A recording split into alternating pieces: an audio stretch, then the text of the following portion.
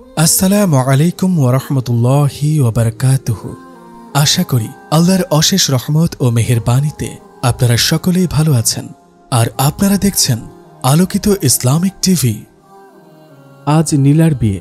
নীলা দেখতে তেমন একটা সুন্দরী নয়, বেশ বড় পরিবারের মেয়েও নয়, তবে শিক্ষিত। কলেজে থাকতেই নীলার ইচ্ছে ছিল প্রেম করে বিয়ে করার, তার সব বান্ধবীরা যেমনটি করেছে। কিন্তু নীলার পক্ষে তার সম্ভব হয়নি, কারণ সে দেখতে সুন্দর নয়, আর তার চেয়ে বড় কথা সে গরিব পরিবারের মেয়ে। শেষে প্রেম করার ভূত মাথা থেকে ঝেড়ে ফেলে বাবা মায়ের কথায় রাজি হয়ে যায়। কিন্তু এই বিয়েতে নীলার বেশ আপত্তি আছে, কারণ নীলার জন্য যাকে পাত্র হিসেবে ঠিক করা হয়েছে তার মুখে এক গোছা দাড়ি, দেখতেই কেমন যেন বয়স্ক বয়স্ক লাগে নীলার কাছে। তাও বাবা মায়ের কথা মেনে নেয় সে। কিন্তু আজ যে নীলার বিয়ে, তা নীলাদের বাড়ি দেখে কেউ বলবেই না। বিয়ের কোনো আয়োজনই নেই তাদের বাড়িতে, কাউকে দাওয়াত দেওয়া হয়নি। সবচেয়ে বড় কথা, নীলা এখনও তার হবু স্বামীকে দেখেনি। দুদিন আগে বরের মা বাবা নীলাকে পছন্দ করে গেছেন, কিন্তু বরের ছবি আনেননি, আর বড় নীলাকে দেখেনি। নীলা দেখেছে তাদের থেকেও অনেক গরিব পরিবার তাদের একমাত্র মেয়ে বিয়ের অনেক ধুমধাম করে দিয়েছে, কিন্তু তার মাথায় আসছে না যে তার মা বাবা এমনটা কেন করেছে তার সাথে। নীলার মা সকালে একটা বোরকা, মুখোশ, হাত মোজা, পা মোজা নিয়ে নীলার ঘরে ঢুকল। নে মা, এগুলো পরে নে, বরপক্ষ আসার সময় হয়ে গেছে। নীলার মা নীলাকে এগুলো দিয়ে বলল। নীলা বলল, বরপক্ষ আসবে তো বোরকা পরতে হবে কেন? তুই বোরকা পরে বিয়ে করবি? মা, তুমি কি মজা করছো? বোরকা পরে কেউ বিয়ে করে? তোর বর বলেছে পড়তে, আমি কিছু জানি না। নীলার মা কথাগুলো বলেই চলে গেল। একটু রাগ নিয়ে নীলা বোরকা পরে নেয়। এই প্রথম সে বোরকা পরছে, আর এর আগে কখনোই সে বোরকা পরেনি। নীলা জেনারেল শিক্ষিত মেয়ে, তাই এই বোরকা তার কাছে বিরক্তিকর লাগছে। দুপুরে বরপক্ষ চলে এলো এবং কাজী সাহেবও চলে আসে। বিয়ের সকল কাজ শুরু করার আগে বর জানায় সে কনের সাথে একা কিছু কথা বলতে চায়। নীলা তখনও পর্দার আড়ালে নিজের রুমে বসেছিল নিজের মায়ের সাথে। নীলার বাবা এসে নীলার মাকে নিয়ে যায়। সোয়াইব তখন নীলার রুমে ঢোকে। আপনাদের বলতে ভুলেই গেছে, নীলার হবু স্বামীর নাম মোহাম্মদ সোয়াইব ইসলাম। নীলা দেখল একজন পুরুষ যার সুন্দর একটা চেহারা আর তার মুখের দাড়ি যেন তার সৌন্দর্য আরো বাড়িয়ে তুলেছে। মাথায় টুপি, গায়ে সাদা পাঞ্জাবি, নীলা যেন কথা বলতেই ভুলে গেছে। সোয়াইব এসে নীলার সামনে বসে। আসসালামু আলাইকুম। সালাম শুনে নীলা বাস্তবে ফিরে। নীলা সালামের জবাব দেয়। কিছু কথা বলতে চাই, দয়া করে ততক্ষণ মনোযোগ দিয়ে শুনবেন যতক্ষণ আমি বলবো। নীলা মাথা নাড়িয়ে সায় দেয়। দেখুন, আমাদের এমন একটা সম্পর্কে আবদ্ধ করার ব্যবস্থা করা হয়েছে যা অনেক গুরুত্বপূর্ণ একটি সম্পর্ক। দেখুন, হাদিসে বা কুরআনে জানি না কোথাও উল্লেখ আছে কিনা যে একজন মানুষ তার পরিবারের সবাইকে নিয়ে একই জান্নাতে থাকবে, কিন্তু এটা অবশ্যই উল্লেখ আছে যে নেককার স্বামী স্ত্রী একই জান্নাতে থাকবে। দুনিয়ার সকল সম্পর্ক মৃত্যুর সাথে সাথে শেষ হয়ে যাবে, কিন্তু নেককার স্বামী স্ত্রী জান্নাতে একই সাথে থাকবে। পৃথিবীর প্রথম দুজন মানুষের সম্পর্ক ছিল স্বামী স্ত্রীর। আমি আমার স্ত্রীকে নিয়ে ওই চিরস্থায়ী সুখের স্থান জান্নাতে থাকতে চাই। আপনি আমাকে আপনার স্বামী হিসেবে গ্রহণ করার আগে আমি কিছু শর্ত রাখতে চাই আমার স্ত্রী হিসেবে, যা আপনাকে পালন করতেই হবে। প্রথমত, আমার মা বাবার সাথে ভালো ব্যবহার করতে হবে। আমার মা বাবার বয়স হয়েছে, আমি জানি তাদের ভুল হয়, কিন্তু তাদের সাথে তর্ক করতে পারবেন না। ঠান্ডা মাথায় তাদেরকে ভদ্রতার সাথে বোঝানোর চেষ্টা করবেন। তারপরও যদি তারা না বোঝে তো আমাকে বলবেন, কিন্তু খারাপ ব্যবহার করতে পারবেন না। স্বামী স্ত্রীর সম্পর্ক সবচেয়ে বড় সম্পর্ক হলেও সন্তানের ওপর সবচেয়ে বেশি হক থাকে তার মা বাবার, আর নারীদের ক্ষেত্রে সবচেয়ে বেশি হক থাকে তার স্বামীর। দ্বিতীয়ত, আমি জানি আপনি শিক্ষিত, আলহামদুলিল্লাহ, ভালো কথা, কিন্তু আপনি কখনো চাকরি করার ইচ্ছাও রাখতে পারবেন না। এটা আপনার পর্দার খেলাফ হবে। আমি যতটুকু এনে দিতে পারি সেটাই গ্রহণ করে আল্লাহর শুকরিয়া আদায় করতে হবে। 3, শরীয়তের একটা বিধানও আপনি বাদ দিতে পারবেন না। শরীয়তের বিষয়ে এক চুলো ছাড় আপনি পাবেন না। বিবাহের পর আপনি আমার অধীনস্থ হবেন। তখন আমি যদি আপনাকে শরীয়তের বিষয়গুলোর প্রতি সতর্ক না করি তবে আল্লাহর কাছে আমার জবাবদিহিতা করতে হবে, আর আমি আল্লাহকে অনেক বেশি ভয় পাই। 4, আমি আদম সন্তান, ভুল আমারও হয়। দয়া করে আমার ভুলগুলো আমাকে ধরিয়ে দেবেন। যদি কোনো কারণে আমি আপনার উপর রেগে যাই তবে আপনিও পাল্টা রাগারাগি করবেন না। দয়া করে তখন সবর করবেন। যখন আমার রাগ কমে যাবে তখন আমার ভুলগুলো আমায় বুঝিয়ে বলবেন। আমি চাই আমাদের মধ্যে যেন সবচেয়ে ভালো বন্ধুত্ব থাকে, কোনো ভুল বোঝাবুঝি না হয়। জান্নাতি পরিবারের আলামত দুনিয়াতে বোঝা যায়। আমি চাই আমার পরিবারেও সেই আলামতগুলো থাকুক। আপনার জন্য এই 4টা কাজই করতে হবে যদি আপনি আমার স্ত্রী হন। আপনার কাছে আর কিছুই চাওয়ার নেই। এখন আপনার শর্তের কথা বলি। শুধু নিজের কথাই বলবো? না, আপনি যদি এই 4টা শর্ত মানতে পারেন, যতদিন বেঁচে থাকবো ইনশাআল্লাহ আপনার সব শর্তই মেনে নেওয়ার চেষ্টা করব। এখন আপনি কিছুক্ষণ সময় নিয়ে চিন্তা করে দেখেন আপনি এই 4টা শর্ত মেনে নিতে পারবেন কিনা। সমস্যা নেই, আপনি যদি রাজি না থাকেন তবে আপনাকে বাধ্য করা হবে না। আমি বাহিরে গেলাম, আপনি যতক্ষণ চিন্তা করবেন ততক্ষণ আপনার রুমে কেউ ঢুকবে না। আপনার মা দরজার পাশেই দাঁড়ানো থাকবে। আপনার সিদ্ধান্ত নেওয়া হয়ে গেলে দরজায় আওয়াজ করবেন, আপনার মা রুমে ঢুকবে।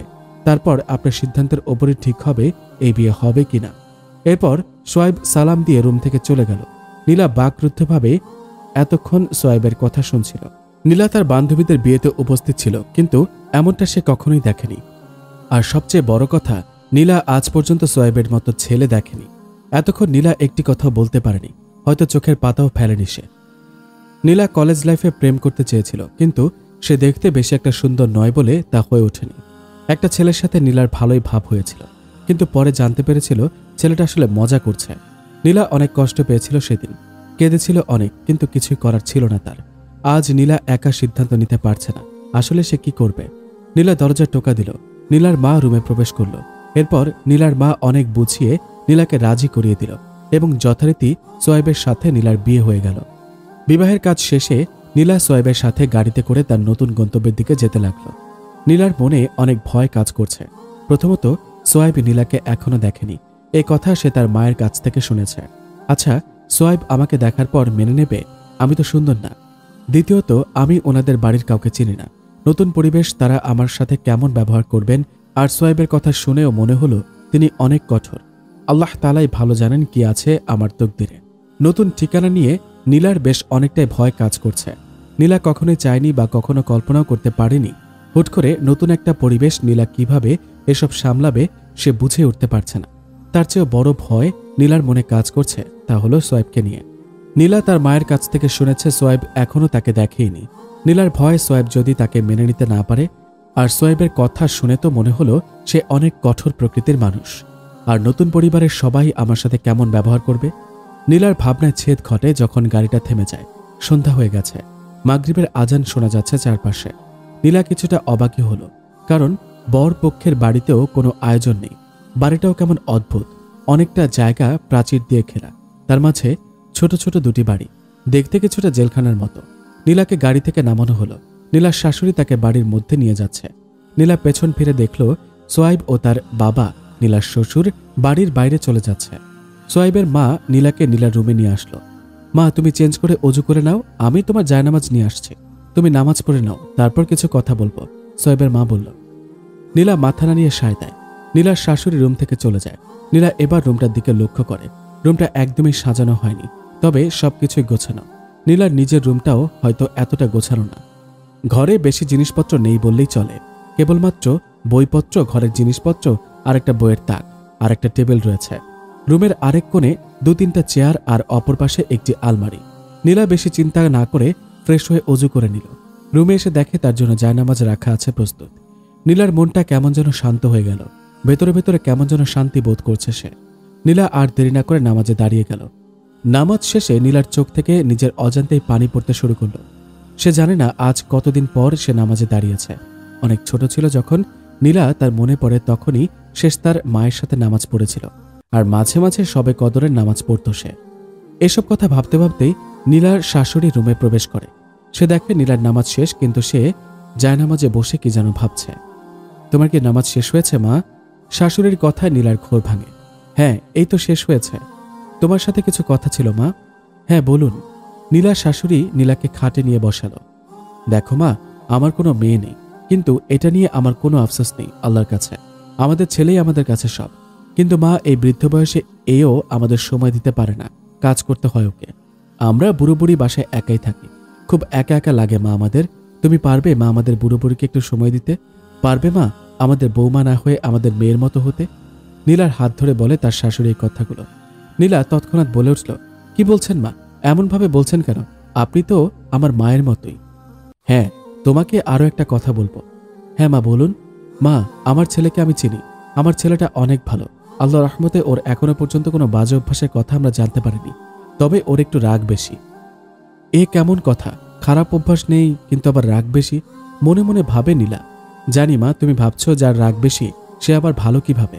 শোনো মা, তুমি যদি ইসলামের সকল বিষয়গুলো পরিপূর্ণভাবে আমল করার চেষ্টা করবে, ততক্ষণ ও তোমার ওপর একটুও খারাপ ব্যবহার করবে না। তোমার কোথাও ভুল গেলে সুন্দর করে দেখিয়ে দেবে, কিন্তু রাগ করবে না। কিন্তু তুমি যদি নামাজ না পড়ো, ও তোমার উপর রেগে যাবে। আমার সাথে রাগ করে ও আমার সাথে 3 দিন কথা বলেনি এক সময়, কারণ আমি নামাজ কাজা করেছিলাম 2 ওয়াক্তের। বলেই সে হাসতে শুরু করে। নীলা চুপচাপ তার শাশুড়ির কথা শুনতে থাকে। ওকে খুশি রাখতে হলে আর কিছু নয়, দিনদার হতে হবে। এভাবেই আরো অনেক কথা হয় নীলা আর তার শাশুড়ি। তাদের গল্প করতে করতেই এশার আজান ভেসে আসে তাদের কানে। নীলাকে নামাজ পড়তে বলে নিজের রুমে চলে যায় তার নতুন মা। এতক্ষণ কথার মধ্যে নীলা ভালোভাবে বুঝে গেছে এই মানুষটা কেমন আর এনার পরিবারটা কেমন। নীলা নামাজের জন্য চলে গেল। রাত 8টা। নামাজের পর থেকে নীলা একাই রুমে বসে আছে, কেউ আসছে না তার কাছে। নীলার খুব মন চাইছে তার স্বামীকে দেখতে। কেমন যেন একটা টান টান অনুভব করছে নিজের মধ্যে সোয়েবের জন্য। গাড়ি থেকে নামার সময় শেষ দেখেছিল তার স্বামীকে, আর এখন রাত 8টা। নীলা একা একা বোর হচ্ছিল, তাই সে বইয়ের তাকটির দিকে হাঁটা শুরু করল। নীলা যা আশা করেছিল তার একটি বইও এখানে নেই। এখানে কোরআনের কিছু তাফসির আর ইসলামিক সাহিত্যের বেশ অনেকগুলো বই রাখা আছে। নীলা রাহে আমল প্রথম খণ্ড বইটি নিয়ে পড়তে লাগল। নীলা বইটি পড়ছে, তার বেশ ভালো লাগছে, কিন্তু এর কথাগুলো বুঝে উঠতে পারছে না, কারণ নীলা ইসলামের সাথে ভালোভাবে পরিচিত নয়। তাই এই বইয়ের বিষয়গুলো সে ভালোভাবে গ্রহণ করতে পারছে না। বইটি থেকে কিছু নিতে পারলেন? সোয়েব বলল। নীলা চমকে উঠল। আসলে সে খেয়ালই করেনি সোয়েব কখন এসেছে রুমে। আপনি কখন আসলেন? এই তো এখনই। সোয়েব দাঁড়িয়ে মুচকি হাসছে। নীলা অপলক তাকিয়েই আছে। আচ্ছা, তো বইটি থেকে কিছু শিখতে পারলেন? সোয়েব বলল। মানে কিছু বুঝে উঠতে পারছে না। সোয়েব আবারও মুচকি হাসল। আপনি আসলে ইসলামের সাথে ভালোভাবে পরিচিত নন, তাই একটু সমস্যা হচ্ছে আপনার। নীলা চুপ করে রইল। আচ্ছা, কিছু প্রশ্ন করব? করুন। আপনি কি মুসলিম? নীলা অবাক হয়ে সোয়েবের দিকে তাকিয়ে আছে। আরে বলুন, আমি আপনাকে বুঝিয়ে বলছি। আসলে ইসলাম কি? হ্যাঁ, আল্লাহ রসুল সাল্লাল্লাহু আলাইহি ওয়াসাল্লাম বলেন, যে ব্যক্তি ইচ্ছাকৃতভাবে 1 ওয়াক্ত নামাজ ছেড়ে দিল সে কাফির হয়ে গেল। এই হাদিসটা যে সহি, এই কথা প্রত্যেকটা আলেমই জানেন। তাহলে এখন বলো, তুমি কি মুসলিম? নীলা মাথা নিচু করে রাখে। আসলে নীলা এসবের কিছুই জানত না। আমি জানি এতে তোমার কোনো দোষ নেই, তুমি সঠিক পথের সন্ধান পাওনি।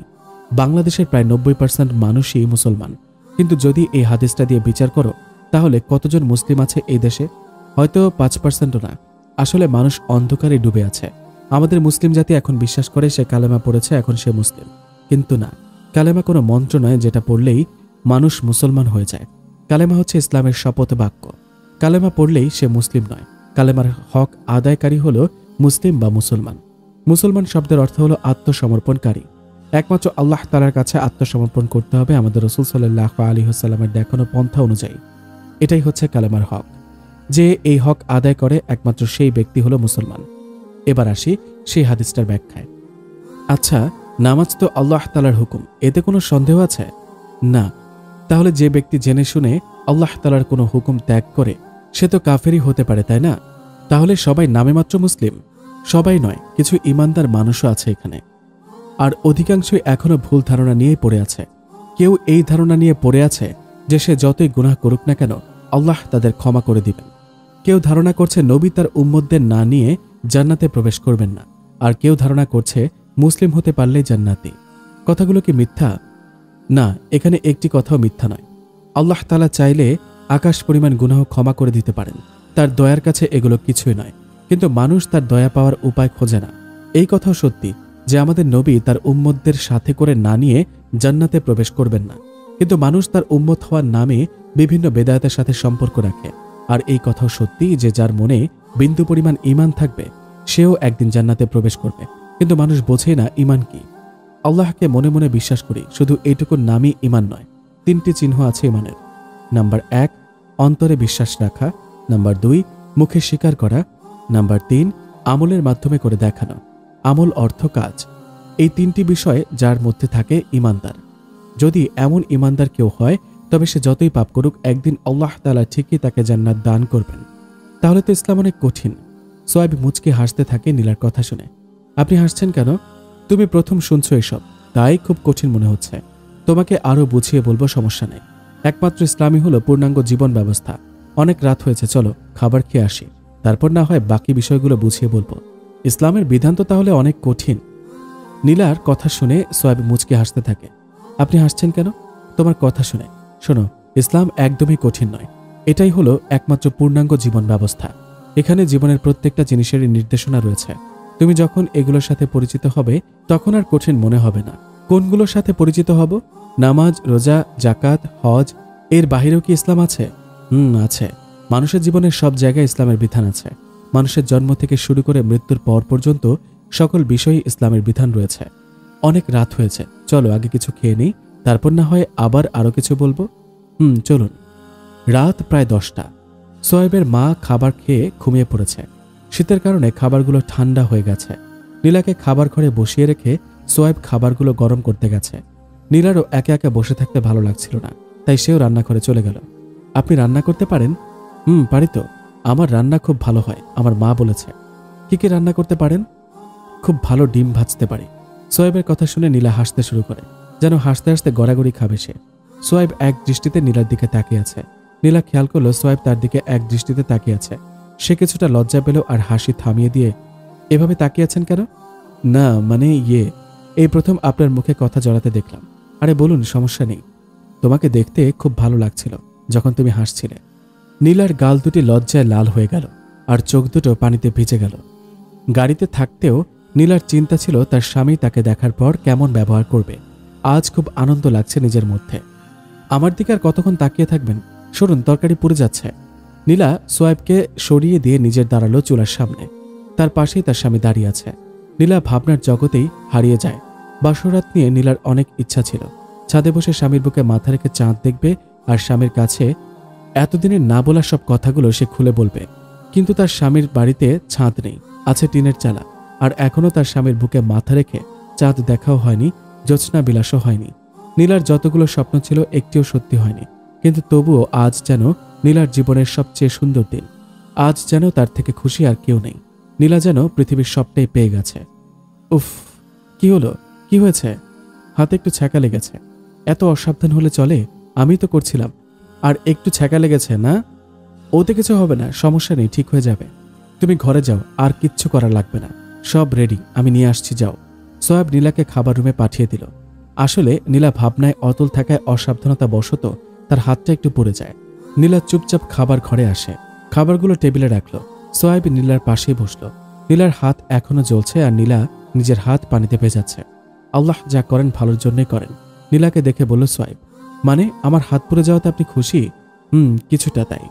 মানে? নীলা অবাক হয়ে জিজ্ঞেস করল। মানে আমার ইচ্ছা ছিল আমার বউকে আমি নিজ হাতে খাইয়ে দেব, কিন্তু চিন্তায় ছিলাম কিভাবে বলি। আর এখন আল্লাহ তাআলা একটা উসিলা দিয়ে দিয়েছেন। বলেই সোয়েব হাসতে লাগলো। নীলা লজ্জায় চুপচাপ বসেই রইল। এরপর সোয়েব একটি প্লেটে খাবার নিয়ে নীলাকেও খাইয়ে দিচ্ছিল আর নিজেও খাচ্ছিল। নীলা একইভাবে তার স্বামীর দিকে তাকিয়ে আছে। প্রথম দিনই যেন কতটা আপন হয়ে গেছে তারা। নীলার চোখে পানি চলে আসলো। কি, তোমার ঝাল লেগেছে নাকি? আজকের দিনটির কথা স্বপ্নেও ভাবিনি আমি। আল্লাহর কাছে না চাইতেই অনেক কিছু পেয়ে গেলাম, আলহামদুলিল্লাহ। তোমায় খাইয়ে দিচ্ছি, এটা ছিল সুন্নাত। এটাও ইসলামের একটি বিধান। জীবনের যেখানেই তুমি ইসলাম মানবে সেখানেই শান্তি, কেননা ইসলাম শান্তির ধর্ম। এটাই দুনিয়াতেও শান্তি আর আখিরাতেও। নীলা নিজের চোখের পানি মুছে নিয়ে খাবার খেতে লাগলো। খাওয়া শেষে বলল, একটু বাহিরে ঘুরতে যাবা এত রাতে? আরে চলো। নীলা একটি চাদর নিয়ে তার স্বামীর পেছনে হাঁটতে লাগলো। নতুন বাড়ির কিছুই চেনে না সে। বাড়ির বাহিরে চাঁদের জোছনায় চারপাশ খুব সুন্দর লাগছে। নীলা দেখলো বাড়ির এরিয়াটা অনেক বড় এবং চারপাশে ঘিরে রাখা। এক পাশে বিভিন্ন ধরনের গাছ আর তার পাশে ছোট্ট একটা ফুলের বাগান। অন্য পাশে একটি পুকুর। নীলাকে নিয়ে তার স্বামী একটি দোলনায় বসলো, যা ফুল বাগানটির পাশেই ছিল। নীলা চারপাশের দৃশ্য উপভোগ করতে লাগলো চাঁদের আলোয়। আচ্ছা, একটা প্রশ্ন করব, কিছু মনে করবেন না তো? বলো। আপনাদের বাড়ির জায়গা বেশ অনেকটাই, কিন্তু বাড়িটা বড় করলেন না কেন? নীলার কথা শুনে সোয়েব মুচকে হেসে বলল, এই কথা? আচ্ছা শোনো, তোমার কি কোনো ফুপুর বাড়ি আছে? আছে। মনে করো তুমি তোমার ফুপুর বাড়ি বেড়াতে আসছো। এখানে তুমি মাত্র 2 দিন থাকবা। তো এখানে থাকার জন্য তো তুমি 5 তলা বাড়ি বানাবে, তাই না? আজব, আমি ওখানে গিয়ে বাড়ি বানাবো কেন? ওখানে থাকা নিয়ে তোমার ফুপাতো ভাই বোনের সাথে ঝগড়া করবা আর বেশি সমস্যা করলে খুন করবা, তাই না? আপনি কি বলছেন এগুলো? আমি এসব কেন করব? কেন? যখন মানুষের কিছু থাকে না তখন তো সে এগুলোই করে। আর তোমার ফুপুর বাড়িতে তো তোমার নিজের কিছুই নেই, তুমি কেন করবে না? আমি আর সেখানে থেকে যাব না। আমি কিছুদিন থাকবো, তারপর আবার চলে আসব। তাই ওখানে ওগুলোর কোনো দরকার নেই। নীলা, তুমি বললে যদি কোথাও মেহমান হয়ে যায় তো সেখানে তোমার কোনো বাড়ি বানানো লাগে না। কোনো সম্পদ বাড়ানো লাগে না, কোনো কিছু নিয়ে কারোর সাথে ঝগড়া করা লাগে না, কারণ আমরা সেখানে কিছুদিন থাকি, তারপর আবার আমাদের আসল ঠিকানায় ফিরে আসি। সেখানে আমাদের মূল উদ্দেশ্য থাকে সময় কাটানোর, আনন্দ করার। তাহলে তোমার কি কখনো মনে হয়নি যে আমরা এই পৃথিবীতে মেহমান? নীলা তার স্বামীর কথা শুনে এক দৃষ্টিতে তার দিকে তাকিয়ে আছে। একটু চিন্তা করে দেখো তো, কোথায় তারা যাদের পাহাড় পরিমাণ সম্পদ ছিল? কোথায় তারা যারা একসময় বিলাসিত দিন পার করেছে? তারা ওই মাটির নিচে শুয়ে আছে, যেখানে দরিদ্র, দিনমজুর, কৃষক এবং রাস্তার ফকির মানুষও শুয়ে আছে। মানুষের জীবনের উদ্দেশ্য কখনোই সম্পদ অর্জন নয়, কারণ আজ পর্যন্ত এই সম্পদ তার কোনো কাজেই আসেনি। দুনিয়া আমাদের ঠিকানা নয়, এখানে আমরা মেহমান। আজ আছি তো কাল চলে যাব। তাহলে বলো, আমি কেন সম্পদ নিয়ে দৌড়াদৌড়ি, মারামারি, খুন ইত্যাদি কেন করব? আমাদের পিতা মাতা আদম হাওয়া জান্নাতি ছিলেন। আমরা কেন আমাদের সেই স্থায়ী ঠিকানার পথ অর্থাৎ জান্নাতের পথ খুঁজছি না? নীলা তার স্বামীর কথাগুলো মন দিয়ে শুনছিল। আসলে এভাবে তাকে কেউ বোঝায়নি। নীলা যেন অবাক দৃষ্টিতে তার স্বামীর পানে তাকিয়ে আছে। কথা বুঝলেন? স্বামীর প্রশ্নে ঘোর ভাঙে নীলার। না মানে, আমি তো শুধু বাড়ি করার কথা বলেছিলাম। নীলা বলল, এই বাড়ির পেছনে বেশি টাকা খরচ করার মতো বোকামি পৃথিবীতে আর কিছুই নেই। মানে?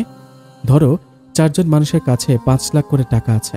প্রথম জন তার টাকা দিয়ে একটি ব্যবসা প্রতিষ্ঠান তৈরি করলো। দ্বিতীয় জন তার টাকা দিয়ে কিছু জমি ক্রয় করলো চাষ করার জন্য।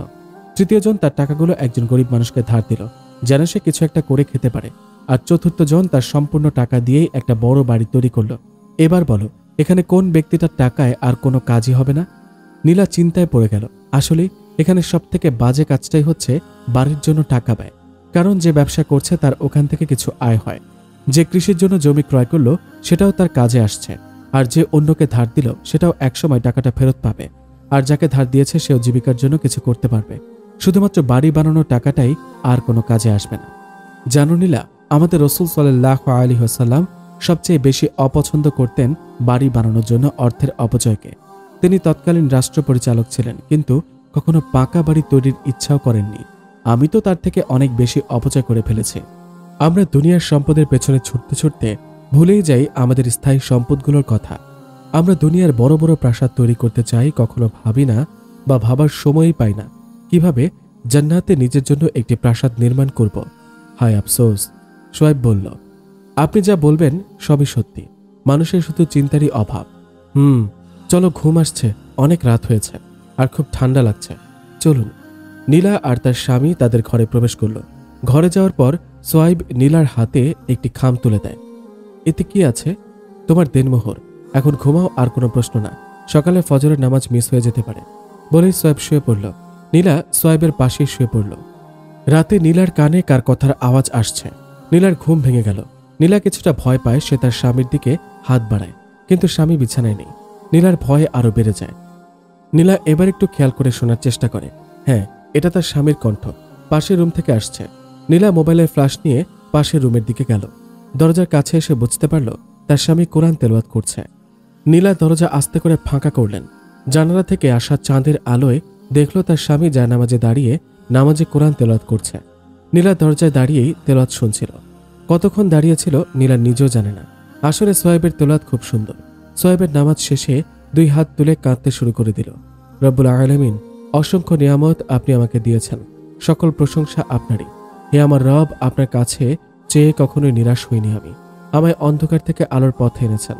আমার পরিবারটাও এখন আপনার দয়ার আর আপনার দিনের পথে আছে।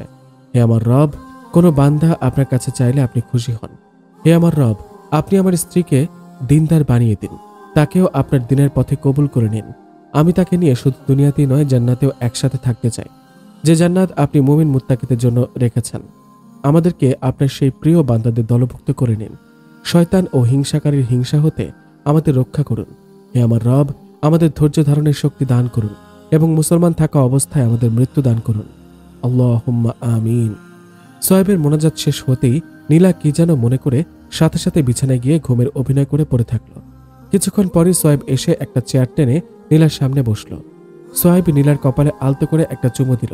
তারপর বলতে শুরু করলো, জানো, অনেক ইচ্ছা ছিল একটা দিনদার মেয়েকে বিয়ে করার, কিন্তু হয়তো আমার তকদিরে তুমি লেখা ছিলে, কারণ বাবা আমাকে না জানিয়েই তোমার বাবাকে কথা দিয়ে ফেলেছিল। আমি একদমই নারাজ নই তোমার উপর। হয়তো ভুল পথে ছিলে, সঠিক পথের সন্ধান পাওনি। আমি চেষ্টা করব তোমায় সঠিক পথটা দেখানো। পারবে না আমার চক্ষু শীতল করতে? পারবে না দিনের পথ থেকে আল্লাহ তাআলাকে খুশি করতে? তোমার সাথে আমি চিরস্থায়ী জান্নাতে থাকতে চাই। জানি ঘুমিয়ে আছো, কথাগুলো শুধু শুধু বলা হচ্ছে। কালকের সময়টুকু খুব সুন্দর কেটেছে আমার। জীবনের বাকি সময়টুকু তোমার সাথে এভাবেই কাটিয়ে দিতে চাই। আল্লাহর কাছে প্রার্থনা করি তিনি যেন তোমায় হেদায়েত দান করেন। বলেই নীলার কপালে আরেকটা চুমু দিয়ে সেখান থেকে এসে আবার নীলার পাশে শুয়ে পড়ল। নীলার খুব কাঁদতে ইচ্ছা হচ্ছে। নীলা কখনো ভাবেনি তার জীবনে এমন সময়গুলো আসবে। কোনো সাধারণ জীবনে এখন সে নেই, তার কাছে সবকিছুই যেন অসাধারণ লাগছে। তার থেকে বেশি ভালো লাগছে তার পাশে থাকা মানুষটাকে। নীলা মনে মনে প্রতিজ্ঞা করে নিল, আর যাই হোক তার পাশে থাকা মানুষটাকে সে কষ্ট দেবে না। সোয়েব যখন ঘুমের গভীরে চলে গেল, নীলা তার পাশ থেকে উঠে অজু করে নামাজে দাঁড়িয়ে গেল। নীলা 2 রাকাত নামাজ আদায় করে আল্লাহর কাছে শুকরিয়া জ্ঞাপন করল। নীলা বিছানায় এসে কিছুক্ষণ তার স্বামীর দিকে তাকিয়ে থেকে তার জায়গায় শুয়ে পড়ল। ফজরের আজান হয়ে গেল। নীলার ঘুম ভেঙে গেল। শীতের মধ্যে তার বিছানা ছেড়ে উঠতে মন চাইছে না, তবুও মনের উপর জোর খাটিয়ে উঠে পড়ল। নীলা এবার তার স্বামীকে ডাক দিল। সোয়েব বেশ খুশি হলো। তার এমনটাই ইচ্ছা ছিল যে তার স্ত্রী তাকে নামাজের জন্য তাড়া দিবে। এরপর নীলা ফ্রেশ হতে চলে গেল, আর সোয়েব এই ফাঁকে তার বাবা মাকেও জাগিয়ে তুলল। সোয়েব ফ্রেশ হয়ে অজু করে ঘরেই ফজরের সুন্নত নামাজ আদায় করে নিল। নামাজ শেষ করে সোয়েব নীলার পাশে বসলো। বাহির থেকে সোয়েবের বাবা তাকে ডাকতে লাগলো। বাবা আপনাকে ডাকছে, আপনি মসজিদে যাবেন না? একটা সুন্নত আদায় করতে ইচ্ছা করছে, তাড়াতাড়ি করেন, তারপর যান, আপনাকে ডাকছে। রাগ করবে না তো? রাগ করবো কেন? সোয়েব নীলার কপালে একটা চুমু দিয়ে সেখান থেকে কেটে পড়ল। যাওয়ার আগে বলল, ঘর থেকে বাহির হওয়ার পূর্বে স্ত্রীর কপালে চুমু খাওয়া সুন্নত। নীলা স্বামীর কাণ্ড দেখে মুচকি হাসতে লাগল। সোয়েব তার বাবার সাথে মসজিদের দিকে রওনা হলো নামাজের জন্য। নীলা তার মায়ের শাশুড়ির সাথে ঘরেই নামাজ আদায় করে নিল। বাবার সাথে নামাজ পড়ে একটু ঘুরতে গিয়েছিল সোয়েব, যে কারণে বাড়ি ফিরতে ফিরতে 8টা বেজে যায় তাদের। সোয়েব বাড়ি ফিরে দেখে তার স্ত্রী তার মায়ের সাথে রান্না করে। দুজনে বেশ ভালোই মিশে গেছে। সোয়েব আল্লাহর কাছে শুকরিয়া আদায় করেন এসবের জন্য। সোয়েব রুমে গিয়ে কোরআন নিয়ে বসল। সে সূরা ইয়াসিন পাঠ করল। সে জানে সূরা ইয়াসিন একবার পাঠ করলে 10 খতম কোরআন পড়ার নেকি তার আমলনামায় যোগ হয়। তাই সে এই অফারটা প্রতিদিনই নিয়ে নেয়। সূরা ইয়াসিন পড়ার পর সে অন্যান্য কিছু সূরা পাঠ করে, কারণ কোরআন তেলাওয়াত হলো সর্বোত্তম নফল ইবাদত। আর তাছাড়াও কোরআনের প্রতিটি অক্ষর পাঠ করলেই 10টি করে নেকি তার আমলনামায় যোগ হয়ে যায়। সোয়েব সবসময় চিন্তা করে কিভাবে তার আমলনামা ভারী করা যায় আর কিভাবে আল্লাহ তাআলার মাগফিরাতের রাস্তা খুঁজে পাওয়া যায়। সোয়েব সূরা ইয়াসিন বাদে প্রতিদিন 5টি করে আয়াত পাঠ করে এবং বিভিন্ন তাফসীর থেকে তার অর্থ, নাজিল হওয়ার কারণ এবং উক্ত আয়াতগুলো থেকে উপদেশ গ্রহণ করার চেষ্টা করে। কারণ সে একটি সহিহ হাদিস থেকে জেনেছে, রাসূল সাল্লাল্লাহু আলাইহি ওয়াসাল্লাম বলেন, জমিনে এমন কিছু মানুষ আছে যারা আল্লাহ তাআলার কাছে অত্যন্ত প্রিয় এবং আল্লাহ তাআলার খাস লোক। সাহাবীরা জিজ্ঞাসা করে, হে আল্লাহর রাসূল, কারা সেই লোকগুলো? তখন তিনি বলেন, তারা হচ্ছে সেই সব ব্যক্তি যারা কোরআনওয়ালা।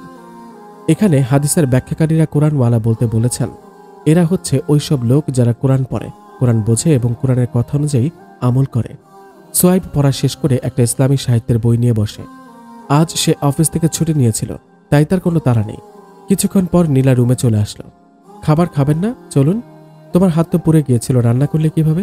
আমি রান্না করিনি, আমি তো মাকে একটু সময় দিচ্ছিলাম। ও আচ্ছা, চলো। সোয়েব নীলার সাথে খাবার ঘরে আসলো। সোয়েবের মা বাবার খাওয়া শেষ এর মধ্যেই। তোমরা আমার আগে খাওয়া শেষ করে ফেললে? তোর বাবার আজ নাকি একটু বেশি ক্ষুধা পেয়েছিল, তাই আমরা আগে শুরু করে দিয়েছি, তুই বৌমাকে নিয়ে খেয়ে নে। সোয়েবের মা বাবা তাদের ঘরে চলে গেল। সোয়েব রাতের মতোই একটিমাত্র প্লেটে খাবার নিল। নীলার পাশে বসে নিজ হাতে নীলার মুখে খাবার তুলে দিতে লাগলো। দিনের আলোয় নীলার বেশ লজ্জায় লাগছিল, কিন্তু কিছুই করার নেই, তার হাতে ফোসকা পড়ে গেছে।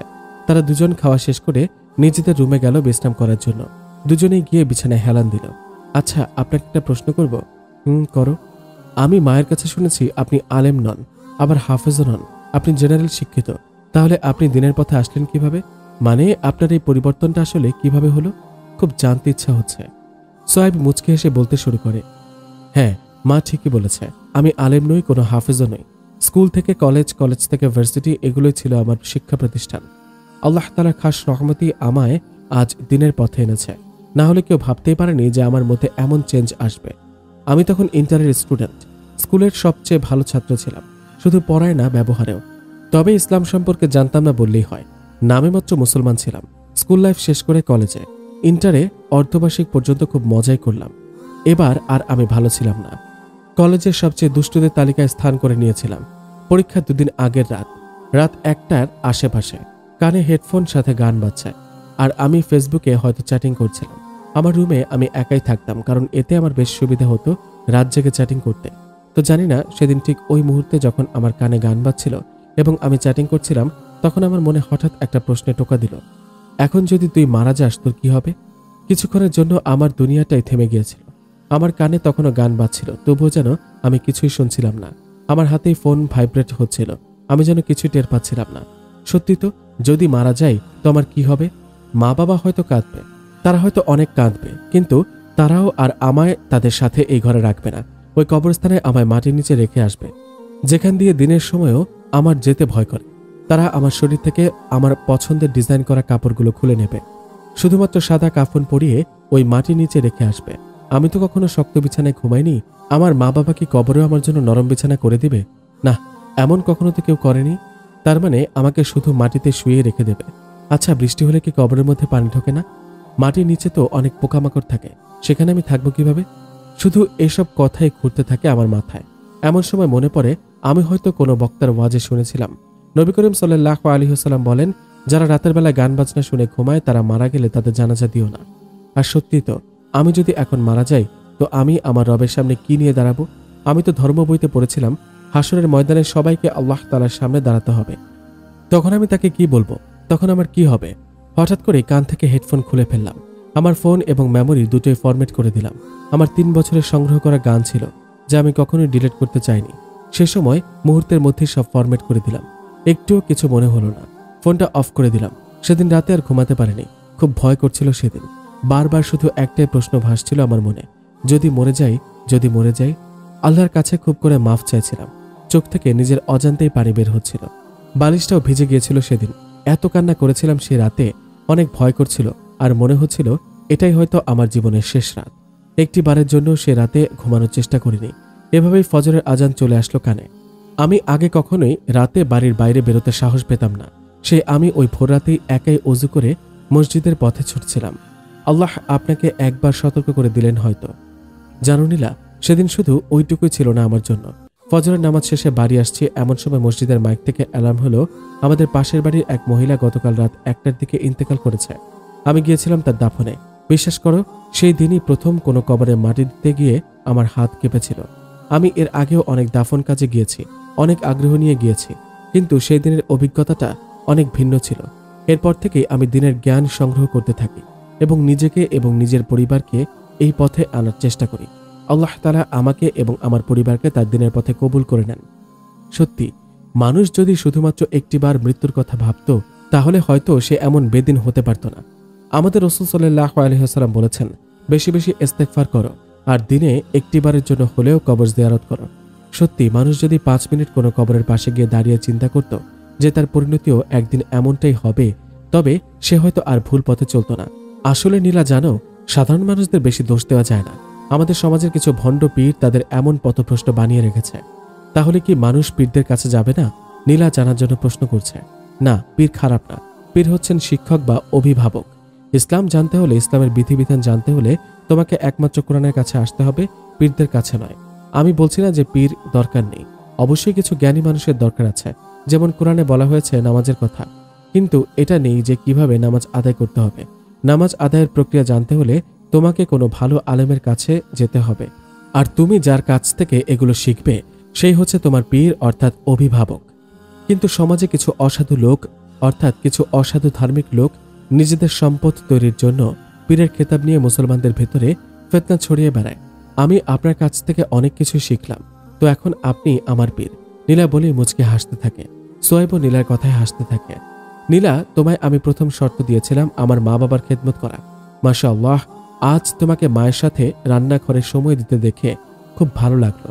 তোমার দ্বিতীয় যে শর্তটা দিয়েছিলাম তা হলো এই যে তুমি কখনো চাকরি করার ইচ্ছা করতে পারবে না, অন্তত আমি যতদিন আল্লাহর রহমতে সুস্থ আছি, কারণ এতে তোমার পর্দার সমস্যা হতে পারে।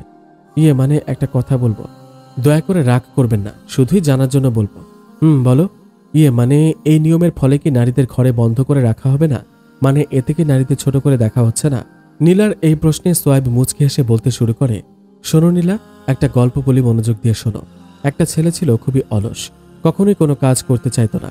তো ছেলেটার বাবা মা চিন্তা করলো ছেলেটার বিয়ে দিয়ে দিই, তাহলে হয়তো ছেলেটা নিজের সংসারের জন্য হলেও কিছু করতে শিখবে। তো তারা ছেলেটাকে বিয়ে দিয়ে দিল। বিয়ের বছরখানেক পর তাদের একটি সন্তানও হলো, কিন্তু ছেলেটার এখনও সে একই হাল। ছেলেটার বাবা মা এবার চিন্তা করলো যে তারা তাদের টাকা পয়সা সবকিছু নিয়ে কিছুদিনের জন্য এখান থেকে চলে যাবে। তারা তাই করলো। তখন সেই অলস ছেলেটা পড়ে গেল বিপদে।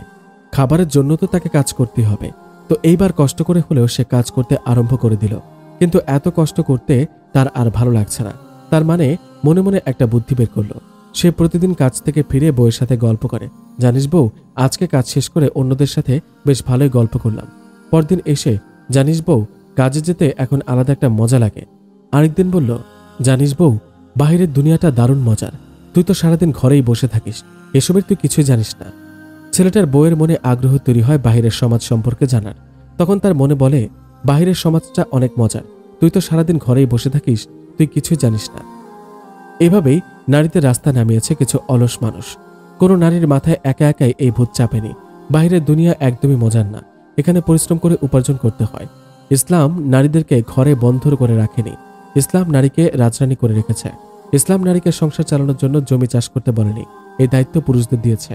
ইসলাম বলে, স্ত্রীর কাছে যদি অনেক পরিমাণের সম্পদ থাকে আর তার স্বামী যদি ফকির হয়, তবুও স্ত্রী তাদের সংসারের বোঝা টানতে বাধ্য নয়। এই বোঝা ওই স্বামীকেই টানতে হবে। আমি বলছি না যে মেয়েরা সংসারের জন্য খরচ করতে পারবে না।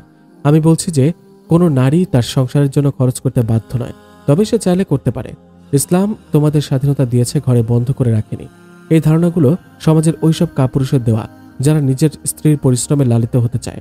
আর বর্তমানে নারীদের মনেও ওই একটি কথাই আছে, আর তা হলো বাহিরের দুনিয়া অনেক মজার। আচ্ছা, এটা তো বুঝলাম, এবার পর্দার বিষয়টা একটু বলুন। তার মানে কি মহিলাদের জন্য চাকরি করা হারাম? আমি বলিনি যে মহিলাদের জন্য চাকরি করা হারাম। অবশ্যই মহিলারা চাকরি করতে পারবে, তবে দুটি শর্ত অবশ্যই মানতে হবে। নাম্বার 1, স্বামীর অনুমতি অবশ্যই থাকতে হবে। নাম্বার 2, কোনোভাবে যেন ফরজ পর্দা ছুটে না যায়। এই দুটি শর্ত ঠিক থাকলে যে কোনো মহিলা চাকরি করতে পারবে। আচ্ছা, এখানে চাকরির বিষয়টা তো ক্লিয়ার হলাম, এবার একটু পর্দা সম্পর্কে বলুন না প্লিজ। নীলা অধীর আগ্রহের সাথে প্রশ্ন করল। পর্দা আল্লাহ তাআলার পক্ষ হতে ফরজ, এবং পর্দার আইন পুরুষ এবং মহিলা উভয়ের জন্যই। পুরুষদেরও পর্দা করতে হয়? পুরুষদেরও পর্দার বিধান আছে। পুরুষদের প্রধান আইন হলো সতর, অর্থাৎ নাভি থেকে হাঁটুর নিচ পর্যন্ত ঢাকা থাকতে হবে। আর যারা প্রকৃত ঈমানের দাবি করে তারা নিজেদের চোখের পর্দা অবশ্যই করবে। আর নারীদের পর্দা? নারীদের শুধু মুখ, সমস্ত মাথা নয়, শুধু মুখ। হাতের পাতা থেকে কবজি পর্যন্ত আর পায়ের পাতা হতে টাকনু পর্যন্তই প্রকাশ করতে পারবে, আর বাকি সবটুকুই তার সতর। বাড়ির বাইরে যেতে হলে নারীকে তার সমস্ত শরীর, এমনকি মুখমণ্ডলও আবৃত করে রাখতে হবে। এটাই নারীদের পর্দা। এবং যারা মুমিনা দাবি করেন অবশ্যই নিজেদের চক্ষুকে হেফাজত করতে হবে। নারীদের ক্ষেত্রে এত কঠোরতা কেন? নীলার কিছুটা মন খারাপ হয়ে যায়। সোয়াইব মুচকি হেসে বলে, শোনো, এটাও তোমায় বলছি, পুরুষরা বিভিন্ন ক্ষেত্রে পরিশ্রম করে, আর তাদের পরিশ্রমে প্রকাশ্যমান শুধুমাত্র এমন অংশটুকুই তারা প্রকাশ করে। আর একটা কথা জানো নীলা, এই পর্দাই নারীদের সম্মান বৃদ্ধি করেছে। সেটা কিভাবে? তোমার মায়ের সবচেয়ে দামি গলার হারটা এবং তোমাদের টাকাগুলো কোথায় রেখেছ? কেন বলো, তারপর বলছি। লকারে। লকার কোথায় রাখা? আলমারিতে। আলমারি কি বাড়ির ভেতরে না বাহিরে? অবশ্যই বাড়ির ভেতরে। বাড়ির বাহিরে চারপাশে প্রাচীর দেওয়া আছে? হ্যাঁ আছে। তোমাদের বাড়িতে সিকিউরিটি গার্ড আছে? হ্যাঁ আছে। কিন্তু আপনি এগুলো কেন জিজ্ঞাসা করছেন? দেখো নীলা, টাকা পয়সা, গহনা এগুলো হচ্ছে বস্তু, কিন্তু শুধুমাত্র এই বস্তুগুলোর জন্য তোমরা কতগুলো সিকিউরিটি রেখেছ? লকার, আলমারি, পাকা বাড়ি, চারপাশে প্রাচীর, তারপর আবার সিকিউরিটি। তো তুমি কি আমার কাছে এর থেকেও সস্তা যে তোমার জন্য কোনো সিকিউরিটি রাখবো না? রাসূল সাল্লাল্লাহু আলাইহি ওয়াসাল্লাম বলেন, নেককার স্ত্রী হচ্ছে মুমিনের সবচেয়ে বড় সম্পদ। তো এবার বলো নীলা, আমি কি আমার এত বড় সম্পদটার জন্য কোনো নিরাপত্তা রাখবো না? পর্দাটাই হচ্ছে তোমার জন্য আল্লাহ তাআলার পক্ষ থেকে সেই নিরাপত্তা বেষ্টনী। নীলা, খেয়াল করে দেখো, কোনো পর্দাশীল মেয়েকে রাস্তার বখাটেরা বাজে কথা বলে না, তাদের ওপর কারো লোলুপ দৃষ্টি পড়ে না। পর্দাশীল মেয়েদের ইফটিজিং এর শিকার হতে হয় না, উল্টো পর্দাশীল মেয়েকে সমাজে সম্মানের চোখে দেখে। এখানে একটা ঘটনা বলি। বলুন। তুমি কি কখনো কচ্ছপ দেখেছ? হ্যাঁ দেখেছি। দেখো নীলা, কচ্ছপের শরীরে আল্লাহ তাআলা কত শক্ত একটা বেষ্টনী দিয়ে রেখেছেন, আর কচ্ছপ যতই চেষ্টা করুক তার থেকে বেরিয়ে আসতে পারে না।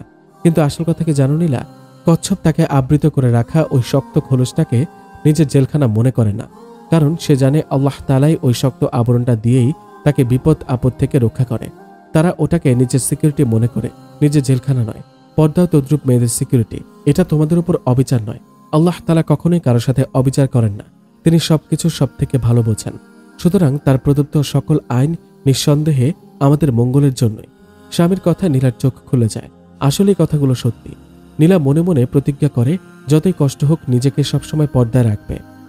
এরপর সোয়াইব আর নীলা আরও কিছুক্ষণ কথা বলে তারপর সোয়াইব বসে একটু লেখালেখি করতে আর নীলা চলে যায় তার শ্বশুর শাশুড়ির সাথে কিছুক্ষণ সময় কাটাতে। দেখতে দেখতে দুপুর হয়ে যায়। সোয়াইব ও তার বাবা গোসল করে মসজিদের উদ্দেশ্যে রওনা হয়। নীলা আর তার শাশুড়ি বাড়িতে নামাজ আদায় করে নেয়। নামাজ আদায় শেষে নীলা ও তার মা বসে থাকে। সোয়াইব এবং তার বাবা মসজিদ থেকে ফিরলে তারা টেবিলে খাবার নিয়ে আসে। এখানে একটা কথা আমাদের জানা উচিত, খাবার সাজিয়ে কারোর জন্য অপেক্ষা করা ঠিক নয়। সবাই আসলে তারপর খাবার সাজানোই সুন্নত। দুপুরে খেয়ে সবাই একটু ঘুমাতে যায়, কেননা রাতে তাহাজ্জুদ পড়তে হবে। নীলা তার স্বামীর সাথে ঘুমিয়ে পড়ে। আসরের কিছুক্ষণ আগে সবাই উঠে যায়। আসরের নামাজ শেষ করে নীলা বাড়ির পেছনের দিকটায় আসে, যেখানে দোলনা আছে। অর্থাৎ গত রাতে স্বামীর সাথে যেখানে বসে আকাশের দিকে তাকিয়ে কিছু সময় কাটিয়েছিল সে। বাইরে এসে নীলা মুগ্ধ হয়ে যায়। খুব সুন্দর পরিবেশ, চারপাশে বিভিন্ন রকমের ফুল গাছ, তার মধ্যে দিয়ে একটি রাস্তা, আর রাস্তার শেষ মাথায় সেই দোলনাটি। রাতের বেলায় নীলা বুঝতে পেরেছিল যে চারপাশে অনেক ফুল গাছ রয়েছে, কিন্তু জায়গাটা যে এত সুন্দর হবে চিন্তা করেনি সে। বাড়ির চারপাশটা ঘুরে দেখে নীলা। তার বাবা মায়ের বাড়ির পেছনেও একই ধরনের ফুলের বাগান করা, বাড়ির অন্য পাশে কিছু ফল গাছ লাগানো। বাড়ির এই সুন্দর পরিবেশ উপভোগ করতে করতে সন্ধ্যা হয়ে যায়। মাগরিবের আজান হলে নীলা আর তার মা নামাজ আদায় করে রান্নাঘরে যান। রাত 10টা। নীলা আর তার স্বামী বাড়ির পেছনে সেই দোলনাটাতে বসা। আপনি কি এখানে প্রতিদিনই আসেন? কেন? এতদিন এখানে বসে আমার স্ত্রীর কথা ভাবতাম, আর এখন এখানে আসি আমার স্ত্রীর সাথে কিছুটা সময় কাটানোর জন্য। নীলা খেয়াল করলো তার স্বামীর গায়ে কোনো চাদর নেই, আর সে শীতে কাঁপছে। আপনি চাদরের ভিতরে আসেন বলেই নীলা তার চাদরের একটি পাশ তার স্বামীর শরীরে জড়িয়ে নেয়। চাদরটি ছোট হওয়ায় সোয়াইব নীলার দিকে এগিয়ে বসে।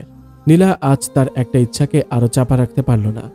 নীলা সোয়াইবের বুকের ওপর নিজের মাথা রেখে তার ওপর নিজের ভর ছেড়ে দিয়ে বসল। সোয়াইব এক হাত দিয়ে স্ত্রীকে নিজের মাঝে আঁকড়ে নিল। নীলার অনেক ভালো লাগছে। এখন সে সোয়াইবকে খুব ভালোবাসতে শুরু করেছে। তার উপর পূর্ণ আস্থা রাখে নীলা। তাকে অনেক বিশ্বাস করে সে, আর নীলা তার স্বামীকে প্রচন্ড সম্মান করে।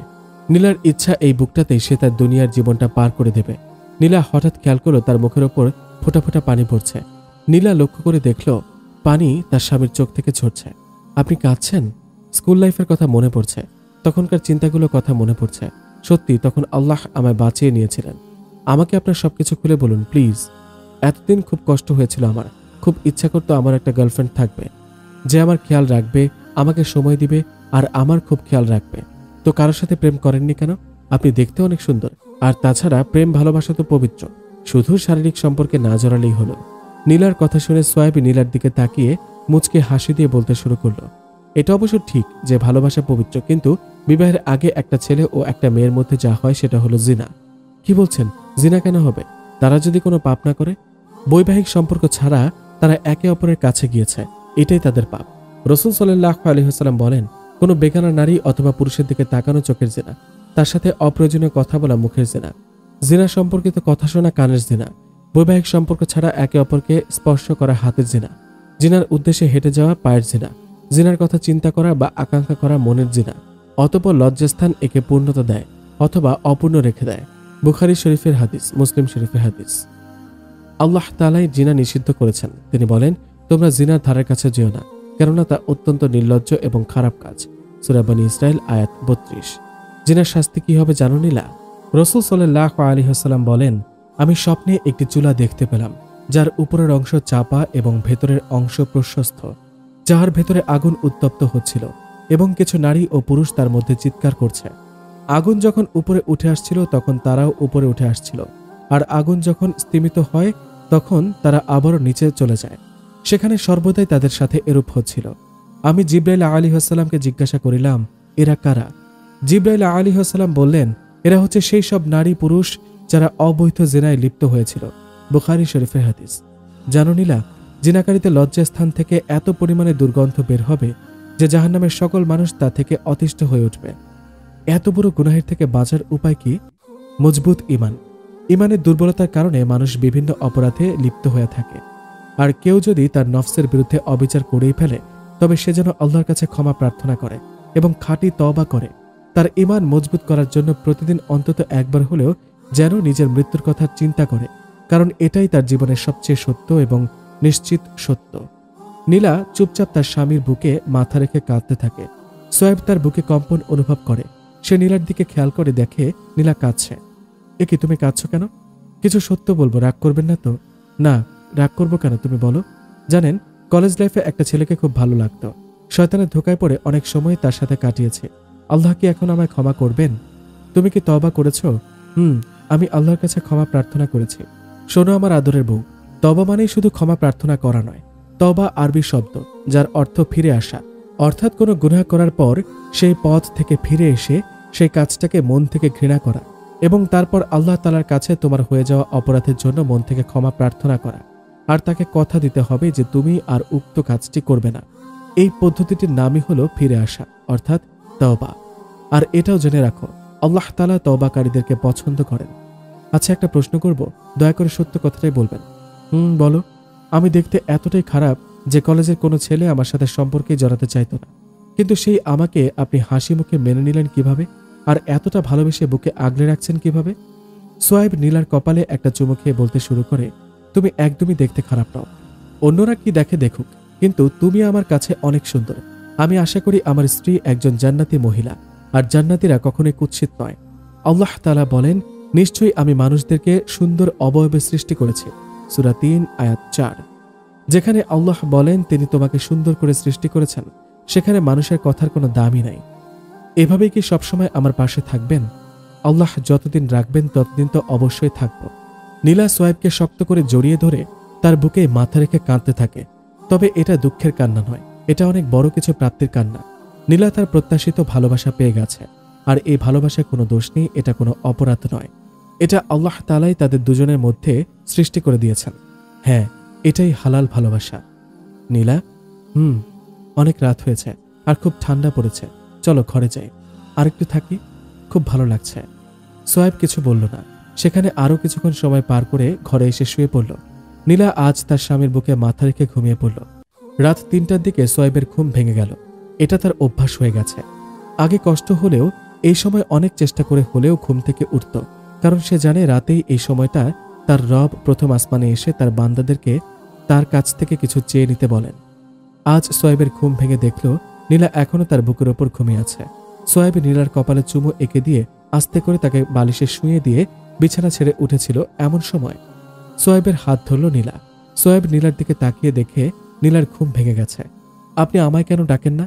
গতকালও একা একাই আল্লাহর কাছে কাঁদলেন। আমি কি এই সময় আল্লাহর কাছে কিছু চাইতে পারি না? নীলার কথায় সোয়াইবের মুখে হাসি ফুটে ওঠে। হ্যাঁ, সোয়াইব নীলাকে ইচ্ছা করে ডাকেনি। সে ভেবেছিল এত তাড়াতাড়ি নীলাকে ডাকলে হয়তো সে রাগ করবে, কারণ নীলার ঈমান এখনো মজবুত হয়নি। তাই নীলার মুখ থেকে একথা শুনে বেশ খুশি হয় সে। দাঁড়িয়ে হাসছেন কেন, আর আমায় ঘুম থেকে ডাকেন না কেন? সোয়াইব হাসি মুখে বলল, কাল থেকে ডাকবো ইনশাআল্লাহ। তারপর দুজনেই ফ্রেশ হয়ে ওযু করে তাহাজ্জুদ নামাজ আদায় করে নিল। নামাজ শেষ করে তারা তাদের রবের কাছে নিজেদের কিছু প্রয়োজন চেয়ে নিল, যা তাদের ইহকাল ও পরকালের কাজে আসবে। তারপর সোয়াইব এসে বিছানায় শুয়ে পড়ল। নীলাও এসে সোয়াইবের বুকে মাথা রেখে শুল। এ কি, তুমি এখানে শুচ্ছ কেন? তো কোথায় শুব? তোমার বালিশে শো। না, বালিশে শুলে ফজরে যদি আপনি না ডাকেন তাহলে হয়তো উঠতে পারবো না। তার থেকে ভালো আমি এখানেই শোবো। আপনি নামাজের জন্য উঠলে আমারও ঘুম ভেঙে যাবে। নীলার কথা শুনে সোয়াইব তাকে জড়িয়ে নিল নিজের বুকে। বাহ, আমার বউটা তো বেশ চালাক। জি জনাব। নীলা, মনে আছে তুমি না বলেছিলে ইসলাম অনেক কঠিন? দেখো, আজ নিজের দিকে তাকিয়ে এই শীতের রাতে আরামের বিছানা ছেড়ে তুমি নিজেই উঠে গেছ। এমন শীতের মধ্যেও ঠান্ডা পানি দিয়ে ওযু করে আল্লাহকে সেজদা করলে। এখনো কি মনে হয় ইসলাম কঠিন? ইসলাম একদমই কঠিন নয়, বরং এতেই শান্তি লুকিয়ে আছে। সত্যি বলছি, এই মুহূর্তে আমার যে কতটা ভালো লাগছে আমি আপনাকে বলে বোঝাতে পারবো না। আপনাকে অনেক ধন্যবাদ আমাকে আমার রবের সাথে পরিচিত করানোর জন্য। বউ কখনো ধন্যবাদ বলবা না, কারণ এটা কোনো কাজেই আসে না। এমন কিছু বলো যা বললে নেকিও হয় এবং সেটা আল্লাহ তাআলার পক্ষ থেকে মঙ্গলও নিয়ে আসবে। তাহলে কি বলবো? জাযাকাল্লাহু খায়রান। এর অর্থ আল্লাহ আপনাকে উত্তম প্রতিদান দান করুন। জাযাকাল্লাহু খায়রান ওয়া ইয়াক্কি। এটার মানে কি? এর মানে তোমার প্রতিও। এরকম আরো কিছুক্ষণ কথা বলে দুজনেই ঘুমিয়ে যায়। সকালে সোয়াইব আর তার বাবা মসজিদ থেকে বাড়ি ফিরে নীলা তখন তার মায়ের সাথে রান্না করে। সোয়াইব নিজের ঘরে গিয়ে কোরআন নিয়ে বসে। এটা তার প্রতিদিনের কাজ। কোরআন তেলাওয়াত ও তাফসীর পড়ার পর সোয়াইব গোসল করে নিচে যায়। আজ অফিস আছে, তাই সে একটু তাড়ায় আছে। মা টেবিলে খাবার দেয়, নীলা সবাইকে খাবার পরিবেশন করে, কিন্তু নিজে বসছে না। সবাই বলেছে নীলাকে বসতে, কিন্তু সে বলল আমি পরে খাবো, আপনাদের শেষ হোক। খাওয়ার মাঝে সোয়েব লক্ষ্য করল নীলা কেমন যেন তার দিকে তাকিয়ে আছে। কিছু বলবে? না, আপনি খেয়ে নিন। মা বাবা খাওয়া শেষ করে তারা নীলাকে খেতে বসতে বলে চলে গেল। সোয়েব খাওয়া শেষ করে, নিন মহারানী, আমাদের খাওয়া শেষ, এবার তো আপনি খেতে বসুন। আমি খাবো না, আমার ক্ষুধা নেই বলেই নীলা সেখান থেকে চলে গেল। সোয়েব চিন্তায় পড়ে গেল, হঠাৎ কি হলো? সোয়েব একটু ভালো করে চিন্তা করলো, ইস, আমার তো মনেই ছিল না, মহারানী মনে হয় রাগ করেছে, এখন রাগ ভাঙাতে হবে। সোয়েব নীলার কাছে গেল। সরি মহারানী, আমার ভুল হয়ে গেছে, আমার ভুল হয়ে গেছে মহারানী, আমি সরি। কি ভুল করেছেন আপনি? আজ অফিস আছে তো তাই তাড়ায় ছিলাম, যে কারণে ভুলেই গেছি তুমি নিজ হাতে খেতে পারবে না। তো আমাকে রেখে একা একা খেলেন কেন? বললাম বাবা ভুলে গেছি। দেখি তোমার হাতের এখন কি অবস্থা? সোয়েব নীলার হাতে চুমু খেল। প্রায় ঠিক হয়ে গেছে আলহামদুলিল্লাহ, চলো তোমায় খাইয়ে দিই। নীলা বাচ্চা মেয়ের মতো চেয়ারে বসে পড়ে। সোয়েব নীলার অবস্থা দেখে হেসে দেয়। সোয়েব নীলার জন্য খাবার নিয়ে তাকে খাইয়ে দিতে থাকে। নীলা বলল, একটা প্রশ্ন করব? বলো। আপনি সবসময় এমন হাসেন কেন? এটাও সুন্নাত, আর এখন চুপচাপ খাও, খাওয়ার সময় কথা বলতে হয় না মহারানী। সোয়েবের কথা শুনে নীলা চুপচাপ খেতে লাগলো। খাওয়া শেষে সোয়েব অফিসের জন্য প্রস্তুত হচ্ছে। নীলা, নীলা। জি বলুন, রান্নাঘরে আছি, এদিকে আসো। কিছুক্ষণ পর, জি কিছু বলবেন? অফিসে যাব তো। তো যান, আমি কি আপনাকে না করেছি? চুল আঁচড়ে দাও। আমি চুল আঁচড়ে দেব? আপনি কি ছোট বাচ্চা নাকি? আমার বউকে যদি ছোট বাচ্চাদের মতো খাইয়ে দিতে হয়, তাহলে আমার বউ কেন আমার চুল আঁচড়ে দিতে পারবে না? হো হো, এই কথা, আসুন আঁচড়ে দিচ্ছি। সোয়েবের চুল আঁচড়ে দেওয়ার পর নীলা সোয়েবকে দেখে হাসছে। কি হলো, হাসছো কেন? না কিছু না বলেই নীলা খিলখিল করে হেসে দেয়। নীলার হাসি দেখে সোয়েবের সন্দেহ হয়। সে আয়নার দিকে তাকিয়ে দেখে তার চুলের উপর দিয়ে ঝড় গেছে। নীলা এমনভাবে চুল আঁচড়েছে যা দেখে সোয়েবের নিজেরই হাসি পাচ্ছে। হো হো, তো এই হলো ব্যাপার। তাই তো বলি মহারানী এত হাসছে কেন? আপনাকে খুব সুন্দর লাগছে। ঠিক আছে মহারানী, যখন এত কষ্ট করে আঁচড়ে দিয়েছেন, আজ এভাবেই অফিসে যাব। এই না না, এভাবে গেলে সবাই হাসবে, আমি ঠিক করে দিচ্ছি। নীলা সোয়েবের চুল ঠিক করে দিচ্ছে। সোয়েব এক ধ্যানে তার দিকে তাকিয়ে আছে। নিন, হয়ে গেছে, নিজের খেয়াল রেখো বলেই নীলার কপালে একটা চুমু দিয়ে নিজের ব্যাগ নিয়ে দরজার দিকে হাঁটতে থাকে সোয়েব। নীলাও তার পিছু পিছু চলে। সোয়েব চলে যায়। বের হয়ে নীলা আল্লাহর কাছে তার স্বামীর নিরাপত্তা প্রার্থনা করে। দুপুরে নীলা ফোন দেয় সোয়েবকে। আসসালামু আলাইকুম। ওয়ালাইকুম আসসালাম। জি কিছু বলবেন মহারানী? আপনি দুপুরের খাবার খেয়েছেন? জি মহারানী। জোহরের নামাজ আদায় করেছেন? জি মহারানী। আপনার নামাজ হয়েছে? হ্যাঁ। আপনি কখন বাড়ি ফিরবেন? কিছুক্ষণ পরেই ফিরবো ইনশাআল্লাহ। ঠিক আছে, তাহলে এখন রাখি। আসসালামু আলাইকুম। ওয়ালাইকুম আসসালাম। নীলা ফোন রেখে দেয়। আজ নীলার সময় কাটতে চাইছে না, সে তার স্বামীকে একটু বেশি মিস করছে। বিকাল ৩টার দিকে বাড়ি ফেরে সোয়েব। এত দেরি করলেন কেন? আজ তো তাড়াতাড়ি বাড়ি ফিরলাম, আমার অফিস ছুটি তো ৫টায়। ওহ, কিছু হয়েছে? না কিছু না, আপনি ফ্রেশ হয়ে আসুন। সোয়েব বুঝতে পারে নীলার সমস্যা কি, আর সে এটাও আন্দাজ করে নেয় এর মূল কারণ। সোয়েব ফ্রেশ হয়ে বিছানায় শুয়ে কিছুক্ষণ বিশ্রাম নেয়। নীলা এসে সোয়েবের মাথা নিজের কোলে উঠিয়ে নেয়। মহারানী কি খুব মিস করেছে আমায়? মহারানী কি খুব বেশি ভালোবাসে আমায়? আমি জানি না, কাজ তো করতেই হবে তাই না? সোয়েব আর কিছু না বলে নীলা সোয়েবের মাথায় হাত বুলিয়ে দেয়। সোয়েব নীলার কোলেই ঘুমিয়ে পড়ে। এদিকে আসরের আজান হয়ে যায়। নীলার মন চাইছে সোয়েবকে ডেকে দিতে, কিন্তু আবার মনে হচ্ছে অফিস থেকে আসলো এখন, ক্লান্ত হয়তো, তাই থাক। নীলা সেভাবেই বসে থাকে। আসরের সময় যখন মাকরুহ, তখন সোয়েবের ঘুম ভাঙে। ঘুম থেকে উঠে দেখে নীলা এখনো সেভাবেই বসে আছে। বেলার দিকে তাকিয়ে দেখে আসরের সময় প্রায় শেষ। নীলা, আসরের আজান হয়েছে? হ্যাঁ। আমায় ডাকুনি কেন? আমার মনে হলো আপনি ক্লান্ত তাই। তুমি নামাজ আদায় করেছ? না এখনো করিনি। তাড়াতাড়ি চলো, সময় প্রায় শেষের দিকে। তারপর সোয়েব ও নীলা দুজনে নামাজ আদায় করে নিল। সোয়েব নীলাকে এ বিষয়ে কিছুই বলল না। নামাজের পর বিকালে সোয়েব বাজারের দিকে গেল। রাত ৯টার দিকে বাড়ি ফিরল সে। আপনি কোথায় ছিলেন এতক্ষণ, আর ফোন অফ কেন? এই তো বাহিরে একটু কাজ ছিল, আর ফোনে চার্জ নেই। মা বাবা কোথায়? তারা ঘরে শুতে গেছে। খাবার খেয়েছে? হ্যাঁ, তারা খেয়েছে। তুমি খেয়েছ? না, আপনার জন্য বসেছিলাম। তুমি খাবার রেডি করো, আমি ফ্রেশ হয়ে আসছি। সোয়েব নীলাকে খাইয়ে দিচ্ছিল। এমন সময় নীলা খাবার নিয়ে সোয়েবকে খাইয়ে দিতে লাগলো। তোমার হাত তো ঠিক হয়ে গেছে, তাহলে আমায় খাইয়ে দিতে বললে কেন? আপনার হাতেই খেতে ভালো লাগে। তাহলে আর কতদিন খাইয়ে দিতে হবে? আপনার ভালো না লাগলে আর খাইয়ে দিয়েন না। আরে মহারানী রাগ করে কেন? আমি তো এমনি জানতে চাইলাম। নাও, হা করো। খাওয়া শেষে প্রতিদিনের মতোই তারা বাগানের দোলনাটিতে গেল। নীলা বরাবরের মতো আজকেও একটা চাদর নিল দুজনের জন্য। চাঁদের আলোয় দুজন এক চাদরের ভেতরে বসা। দিনের এই সময়টা নীলার কাছে সব থেকে পছন্দের। মহারানী, একটা প্রশ্ন করব? বলুন। সোয়েবের বুকে মাথা রেখে একথা বলছে নীলা। আমায় কতটা ভালোবাসো? অনেক বেশি ভালোবাসি, সত্যি বলছি। জানি না কতটা, তবে অনেক বেশি ভালোবাসি আপনাকে। এই ভালোবাসার উদ্দেশ্য কি? মানে কোনো স্বার্থে আমায় এত ভালোবাসো? স্বামীর মুখে একথা শুনে স্বামীর মুখের দিকে তাকিয়ে থাকলো নীলা।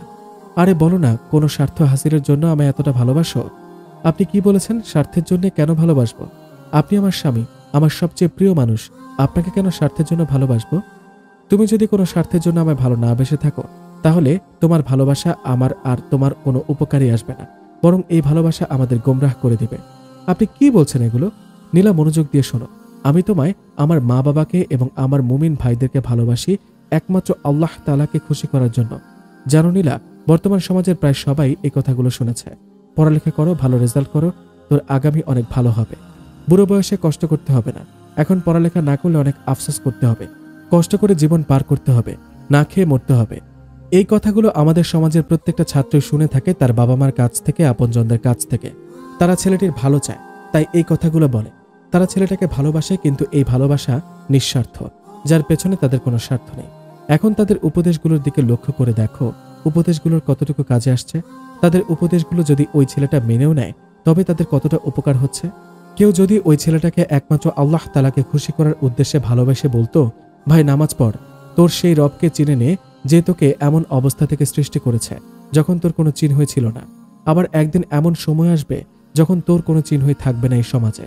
যতটুকু সময় আছে তোমার রবের দিকে ফিরে যাও, কারণ তুমি চাও বা না চাও একদিন তার সামনে তোমাকে দাঁড়াতেই হবে, এবং সেদিন তোমার এই দুনিয়ার জীবনের সবকিছুর হিসাবই তিনি নেবেন। এই উপদেশের পর যদি ওই ছেলেটি একটুও আমল করত, তবে ওই আমলের সমপরিমাণ নেকি ওই উপদেশদাতার আমল নামায় যোগ হতো। মুমিনরা কিছুই অপচয় করে না, সেটা না সময়, না নিজের মুখের কথা। নীলা, আমি জানি তুমি আমায় খুব ভালোবাসো।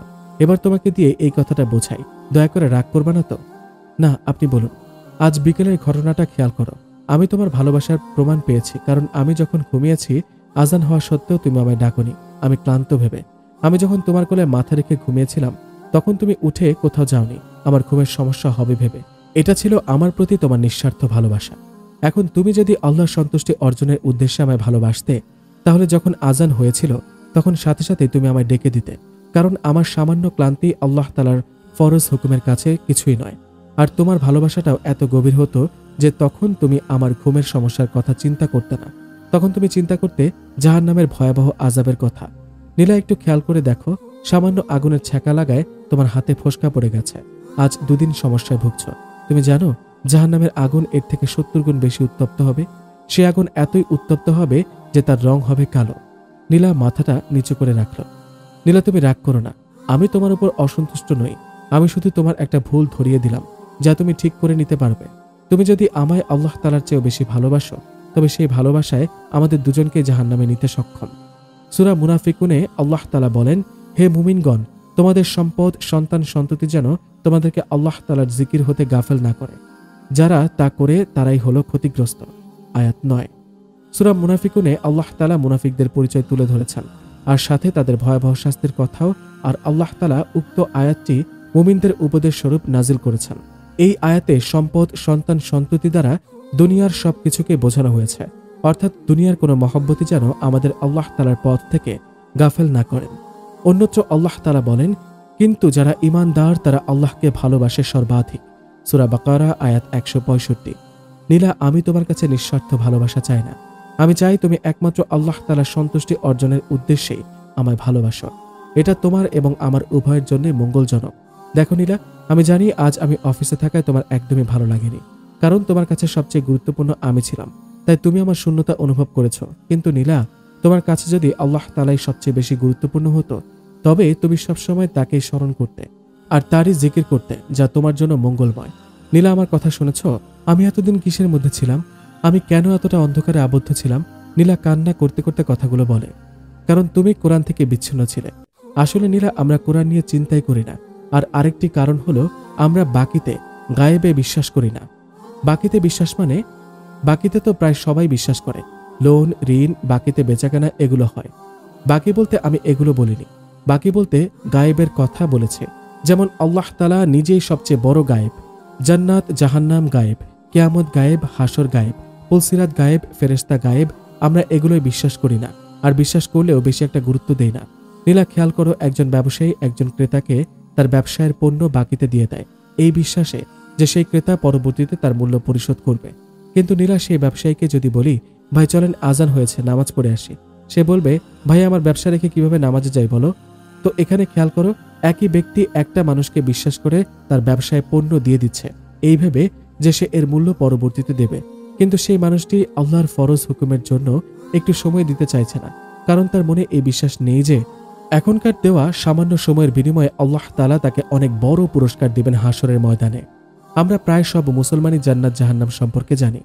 জান্নাত সুখের স্থান, সেখানে কোনো কষ্ট নাই, আর জাহান্নাম কষ্টের স্থান, সেখানে শুধু কষ্ট আর কষ্ট। তাও আমরা কতজন জান্নাত পাওয়ার এবং জাহান্নাম থেকে মুক্তির চেষ্টা করি?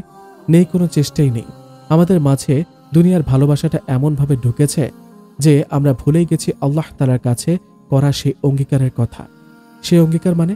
নীলা, আমরা সবাই জানি কবরে আমাদের 3টা প্রশ্ন করা হবে, কিন্তু কেউ কি জানি যে আমাদের জন্মের হাজার হাজার বছর আগে আল্লাহ তাআলা আমাদের কাছ থেকে স্বীকারোক্তি নিয়েছেন? না, আমি এ বিষয়ে কিছু জানি না। একটু বলুন না। সূরা আরাফ 172 নম্বর আয়াত।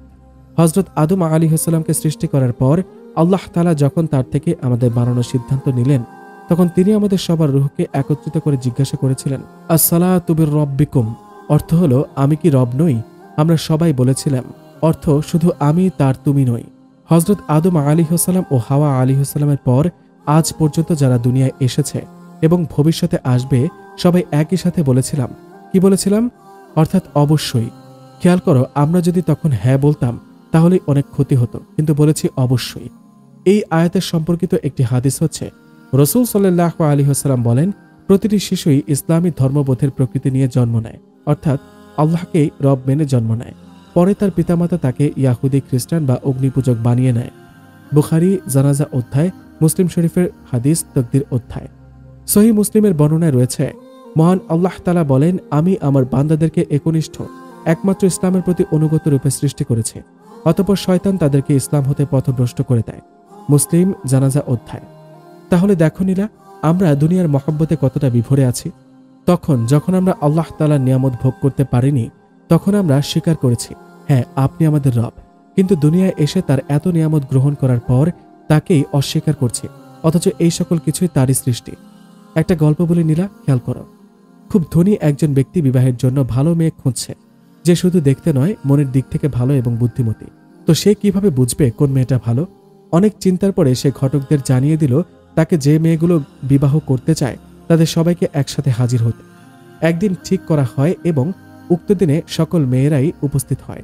তারপর সেই ধনী ব্যক্তিটি তাদের মাঝে উপস্থিত হয় এবং কাজের লোকেরা বেশ কিছু বড় বড় থালা নিয়ে আসে, যার মধ্যে অনেক গহনা এবং টাকা রাখা আছে।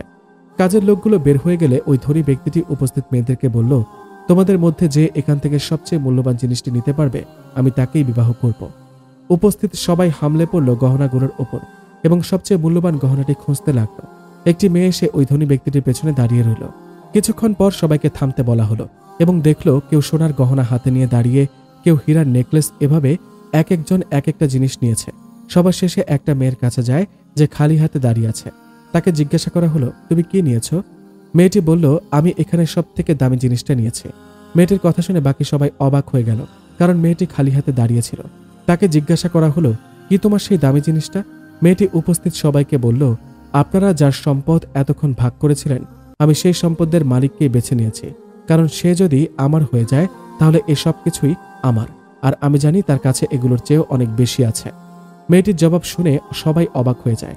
এই গল্পটাতে খেয়াল করো নীলা, বাকি সবাই শুধু সম্পদটা নিল, কিন্তু কেউ চিন্তা করলো না যে যদি আমি এই সম্পদের মালিককে নিয়ে নেই তাহলে এই সব তো আমারই। এবার বাস্তবে আসো। দুনিয়ায় আমরা এটা নিয়ে মারামারি করি, ওটার জন্য খুন করি, কিন্তু দুনিয়ার সবকিছুর মালিক কিন্তু একমাত্র আল্লাহ তাআলাই। আমরা কেউ তাকে পাওয়ার চেষ্টা করলাম না। আমরা কেউ ভাবলামই না যে যদি তাকেই আমি পেয়ে যাই তাহলে তো পুরো দুনিয়াটাই আমার।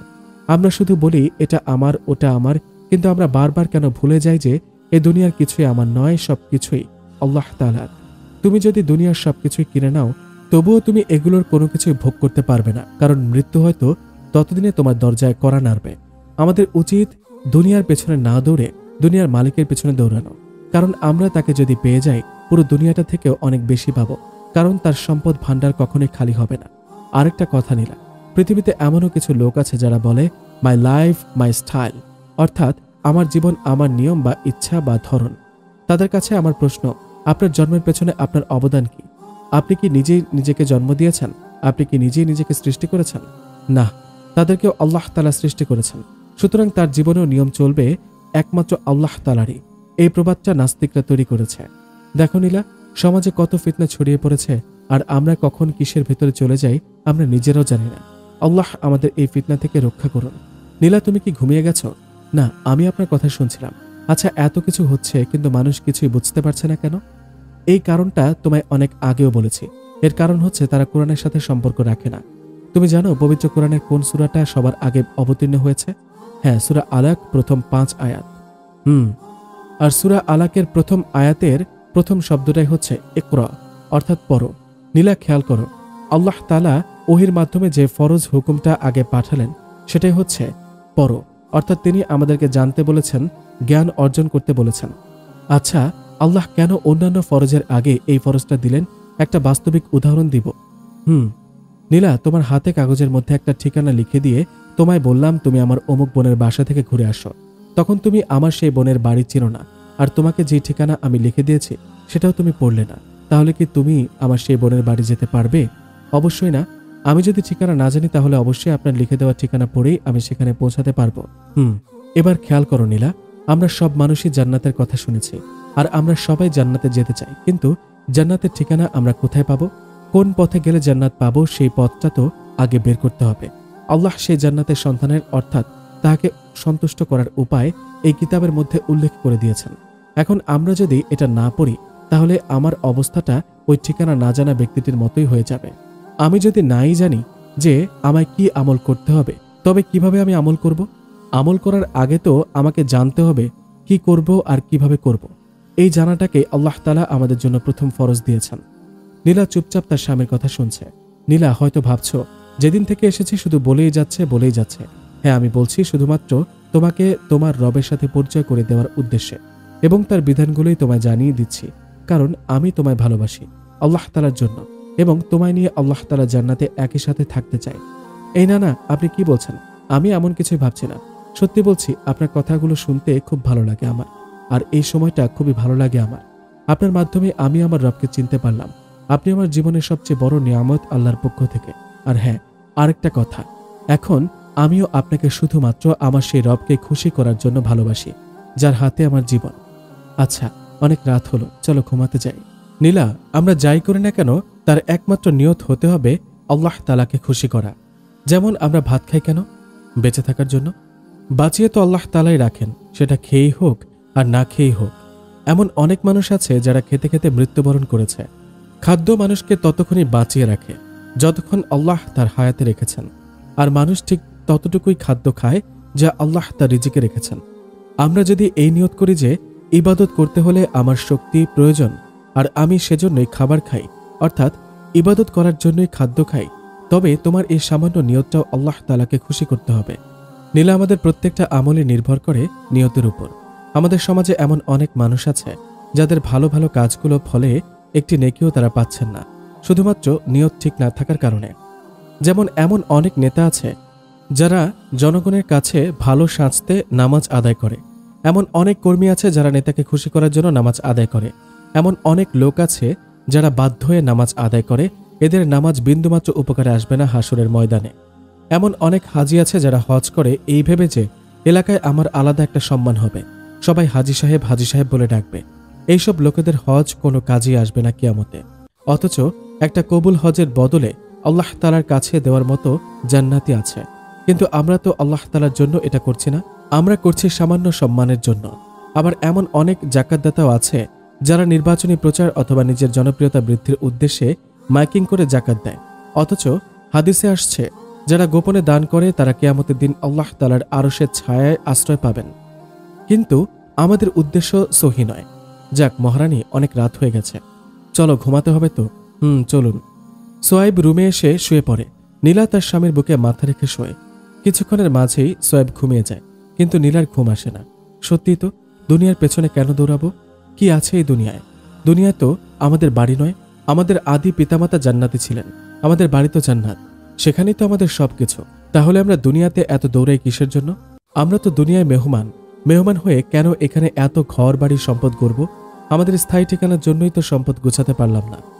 আর হ্যাঁ, সত্যি তো, দুনিয়ায় কে আমার আপন? আমার জন্মের একদিন আগেরও আমার পিতামাতা জানে না যে আমি ছেলে না মেয়ে, আমি জীবিত আছি না মৃত। সেখানে আমি কি খাবার খাবো এগুলোর কিছুই তো তারা ভাবতে পারেনি।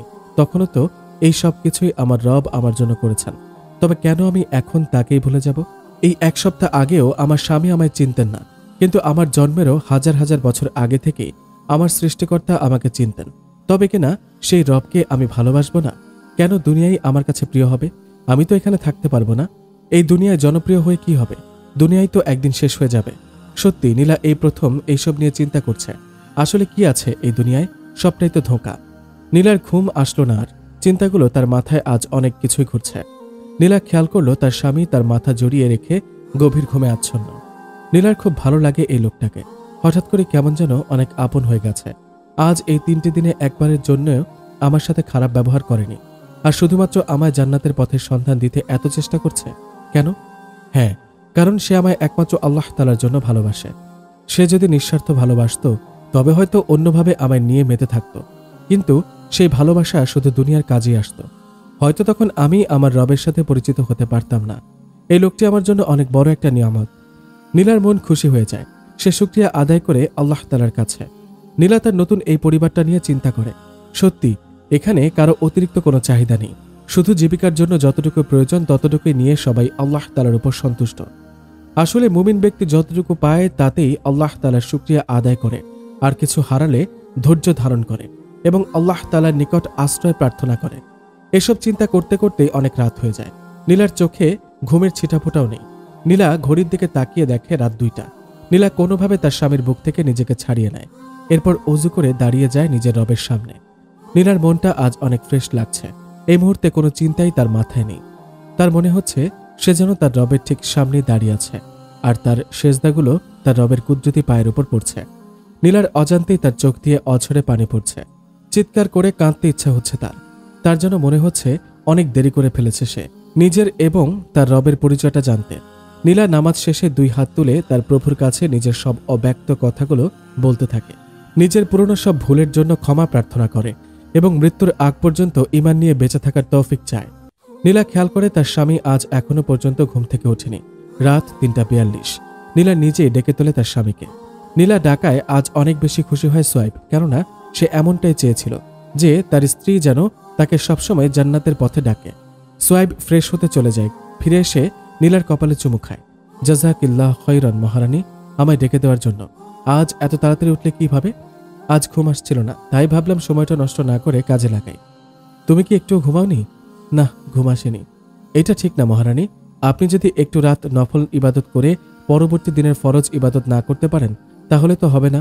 শোনো, ঘুম সবার জন্যই দরকার, কেননা এটা ঠিকমতো না হলে শরীর খারাপ করবে, আর এমনটা হলে অন্যান্য ইবাদতগুলোর সমস্যা হবে। কি করব, ঘুম আসছিল না তো। আচ্ছা ঠিক আছে মহারানী, চলুন নামাজ পড়ি। এরপর নীলা আবার তার স্বামীর সাথে নামাজ পড়তে থাকে। কিছুক্ষণ পর, মহারানী আপনি ঘুমাবেন না? কিন্তু আমি শুয়ে পড়লাম। এই যে শুনুন না, আর তো কিছুক্ষণ বাকি ফজরের, এখন না ঘুমালে হয় না? সোয়াইব মুচকি হেসে বলে, মহারানী সকালে তো আমার অফিস আছে, আমাকে তো কাজে যেতে হবে। এখন যদি না ঘুমাই তাহলে ঠিকমতো কাজ করতে পারবো না। আল্লাহ তাআলা তো আমাকে 3 জনের দায়িত্ব দিয়েছেন এবং তাদের প্রয়োজন মেটানো আমার জন্য ফরজ করে দিয়েছেন, আর এখন তো একটু ঘুমাতেই হবে। নীলা, একটা জিনিস কি লক্ষ্য করেছো? বর্তমান নারীরা বলছে ইসলাম তাদেরকে অধিকার দেয়নি, তাই এখন তারা রাস্তায় নেমেছে সমান অধিকারের জন্য। নীলা জানো, নারীদের জান্নাতে যাওয়ার জন্য 4টা আমলই যথেষ্ট। নাম্বার 1, 5 ওয়াক্ত নামাজ। নাম্বার 2, রমজান মাসে রোজা। নাম্বার 3, পরিপূর্ণ পর্দা। নাম্বার 4, স্বামীর আদেশ মানা। স্বামীর আদেশ অবশ্যই শরীয়তের বিপরীত হলে তা ত্যাগ করতে হবে। আর যাদের স্বামী নেই বা তালাক প্রাপ্ত তাদের জন্য পিতামাতার ভালো আদেশ মেনে চলা। শুধু এই 4টা আমলই যথেষ্ট। হ্যাঁ, এটা সত্য যে ইসলাম নারীদেরকে পুরুষদের অধীনে রেখেছে। তার মানে এই নয় যে ইসলাম নারীদের ছোট করেছে। পুরুষদেরকে সামনে রেখে ইসলাম নারীদের নিরাপত্তার ব্যবস্থা করেছে। আর তুমি কি এই কথা জানো যে যারা অধীনস্থ থাকে কিয়ামতে তাদের হিসাব সহজ হয়? যেমন তোমরা আমার অধীনে এখন যদি তোমরা কোনো ভুল করো আর আমি যদি তা সূত্রে না দিই তবে কিয়ামতে সেই ভুলটার বিনিময়ে শাস্তি আমাকেও পেতে হবে। কিন্তু অধীনস্থদের ক্ষেত্রে এমনটা হবে না। যেমন উদাহরণ, একটি কোম্পানিতে যদি কোনো শ্রমিক কাজে ভুল করে এবং এর ফলে কোম্পানির ক্ষতি হয়, তবে কোম্পানির মালিক এসে কিন্তু ওই শ্রমিককে ধরে না, ধরে ওই লোকটাকে, যার আন্ডারে ওই শ্রমিকটা কাজ করে।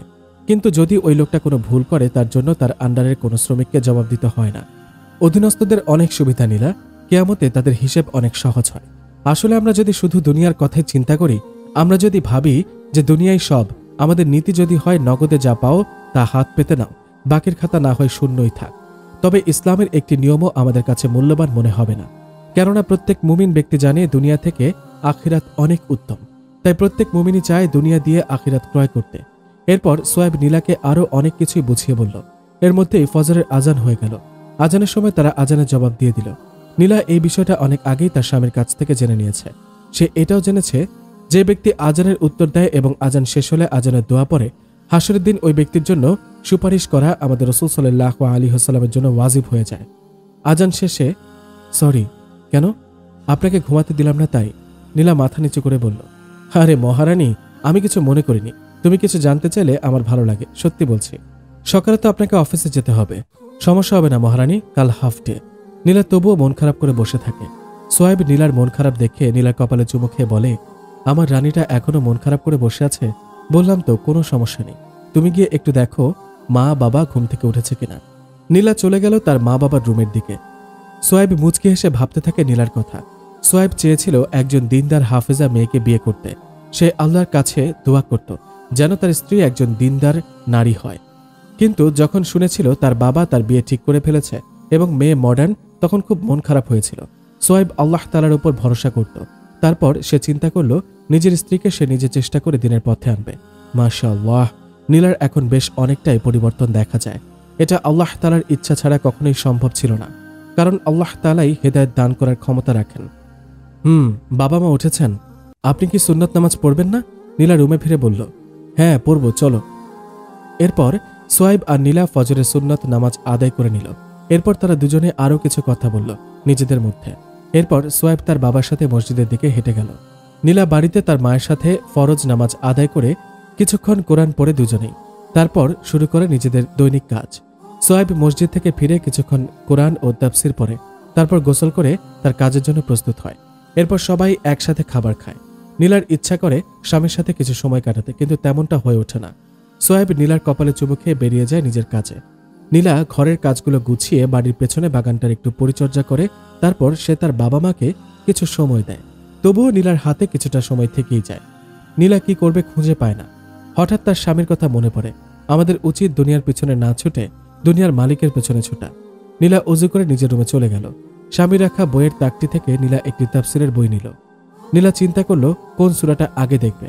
তখনই তার মনে পড়ল সূরা আসরের কথা। নীলা খেয়াল করেছে তার স্বামী যখনই একটু চিন্তিত হয়ে যায় তখনই সে এই সূরাটা পড়ে।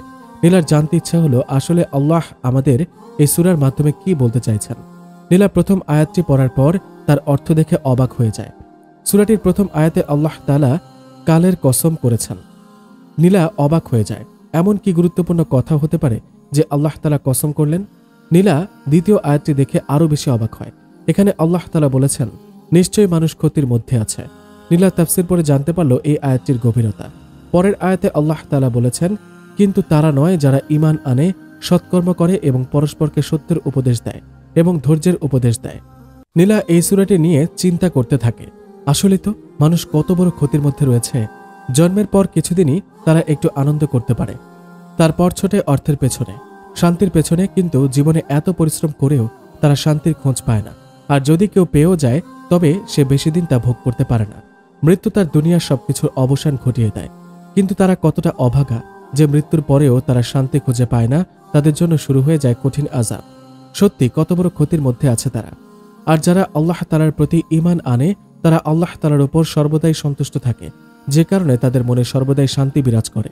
তাদের করা সৎকর্মের ফলে সমাজেও কিছুটা শান্তিপূর্ণ পরিবেশ বিরাজ করে।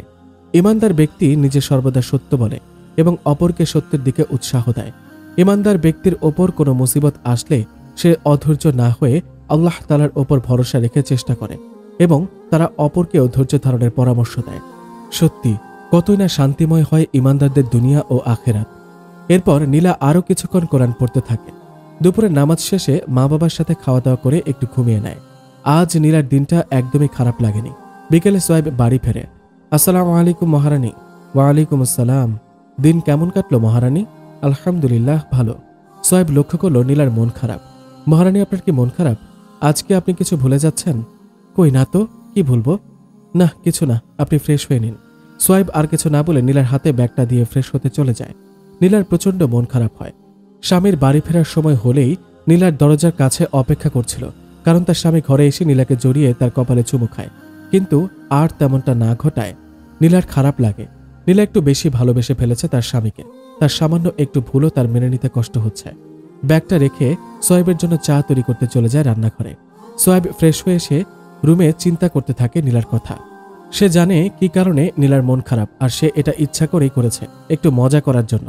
নীলা চা নিয়ে রুমে প্রবেশ করে। চা সোয়েবের পাশে টেবিলে রেখে নীলা সেখান থেকে চলে আসতে চায়। সোয়েব পেছন থেকে নীলার হাত ধরে হ্যাঁচকা টান দিয়ে নীলাকে নিজের কাছে নিয়ে আসে। মহারানী, কি হয়েছে? যেন মনে হচ্ছে বসন্তের সময় কালো মেঘ ছেয়ে গেছে আপনার মনে। কিছু হয়নি, আমি রান্না করব, ছাড়ুন। ওরে বাবা, মহারানীর এত রাগ! একটা চুমু না দেওয়ায় এত রেগে যাওয়া? আমি রাগ করিনি বলেই মুখ অন্যদিকে ঘুরিয়ে নিল। আসলে নীলাও একটু মজা করছে। তাহলে কি মহারানী অভিমান করেছে? জানি না। এখন ছাড়ুন, রান্নাঘরে যাব। আরে দাঁড়াও, আমি আমার মহারানীর অভিমানটা ভাঙাবো না, না হলে আমার ভাগের ভালোবাসা কমে যাবে। আচ্ছা, কি করি কি করলে আমার মহারানীর অভিমান ভাঙবে? বলেই সোয়েব মুখে হাত দিয়ে চিন্তাগ্রস্তের অভিনয় করতে শুরু করে। স্বামীর এই কাণ্ড দেখে নীলার খুব হাসি পাচ্ছে, কিন্তু সে অনেক কষ্টে হাসি চেপে রেখেছে। আচ্ছা মহারানী, একটা চুমুর বদলে 10টা চুমু দিলে হবে? না থাক, 10টা না দিয়ে 20টা চুমু দিব। তাতেও যদি না হয় তাহলে 100টা দিব। তাতেও না হলে এতগুলো। বাচ্চাদের মতো দুহাত প্রসারিত করে দেখিয়ে বলল, চুমু দিব এতগুলো আমার মহারানীকে। বাচ্চাদের মতো করতে থাকে সোয়েব। ফিক করে হেসে দেয় নীলা। সে আর হাসি আটকাতে পারে না। সোয়েব নীলাকে জড়িয়ে নীলার কপালে আলতো একটা চুমু খায়। নীলার হাসি থেমে যায়। সে তার স্বামীকে জড়িয়ে তার বুকে মাথা রেখে শুয়ে থাকে। আমি আসলে দেখতে চাইছিলাম আমার মহারানীর ভালোবাসা কম হলে সে রাগ করে নাকি নিজের অধিকার আদায় করে নেয়। কিন্তু আমার মহারানী তো রাগ করে, আর এমনটা করব না। সত্যি বলছি, অনেক খারাপ লেগেছিল। পুরো দিনটা আপনি পাশে ছিলেন না। তারপর যখন বাসায় এসে আমাকে জড়িয়ে ধরে চুমু খান, তখন মনে হয় কোনো আফসোস থাকে না। অনেক ভালোবেসে ফেলেছি। আর হ্যাঁ, এই ভালোবাসা অবশ্যই আল্লাহ তাআলাকে খুশি করার জন্য। জানো নীলা, আল্লাহ বলেছেন, তুমি আমার পোশাক আর আমি তোমার পোশাক। হাদিসে আছে, তুমি আমার পরিপূরক। আমি একা সম্পূর্ণ নই তুমি ছাড়া। তোমার আর আমার সম্পর্ক জান্নাতি সম্পর্ক। আমাদের মাঝে যেন কখনো ভুল বোঝাবুঝি না হয়। এমন অভিমান তো হবেই, যেখানে একজন অভিমান করলে অন্যজন ভালোবেসে তার অভিমান ভাঙাবে। এতে ভালোবাসা আরো বৃদ্ধি পায়। কিন্তু তোমার আর আমার মাঝে কখনোই রাগ নামের আগুনটা নিয়ে এসো না।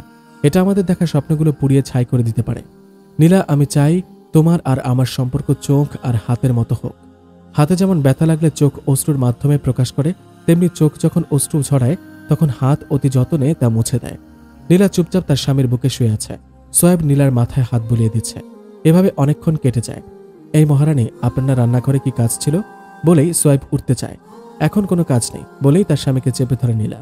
এইমাত্রই তো বললে কাজ আছে, চলো আমি যাব তোমার সাথে। সোয়েব নীলাকে তাড়া দেয়। না, কোনো কাজ নেই, আমি এভাবেই থাকবো, আপনি শুয়ে থাকুন। নীলার আসলে অনেক ভালো লাগে তার স্বামীর সাথে কাটানোর সময়টুকু। কি মহারানী, একটু আগে তো থাকতেই চাইছিলেন না, আর এখন তো ছাড়তেই চাইছেন না। আমি এখানে সোয়েবের বুকে মাথা রেখে সবসময় পড়ে থাকবো। আপনার কোনো সমস্যা? আমার আর কি সমস্যা? আমার মহারানী তার নিজের রাজ্যে যা খুশি তাই করবে, তাতে কি না করার ক্ষমতা আছে আমার? আপনি আমার রাজ্য, আমি এখানে যা খুশি তাই করব। কিছুক্ষণ পর, আচ্ছা জান্নাতে কি আমরা এভাবে থাকতে পারবো?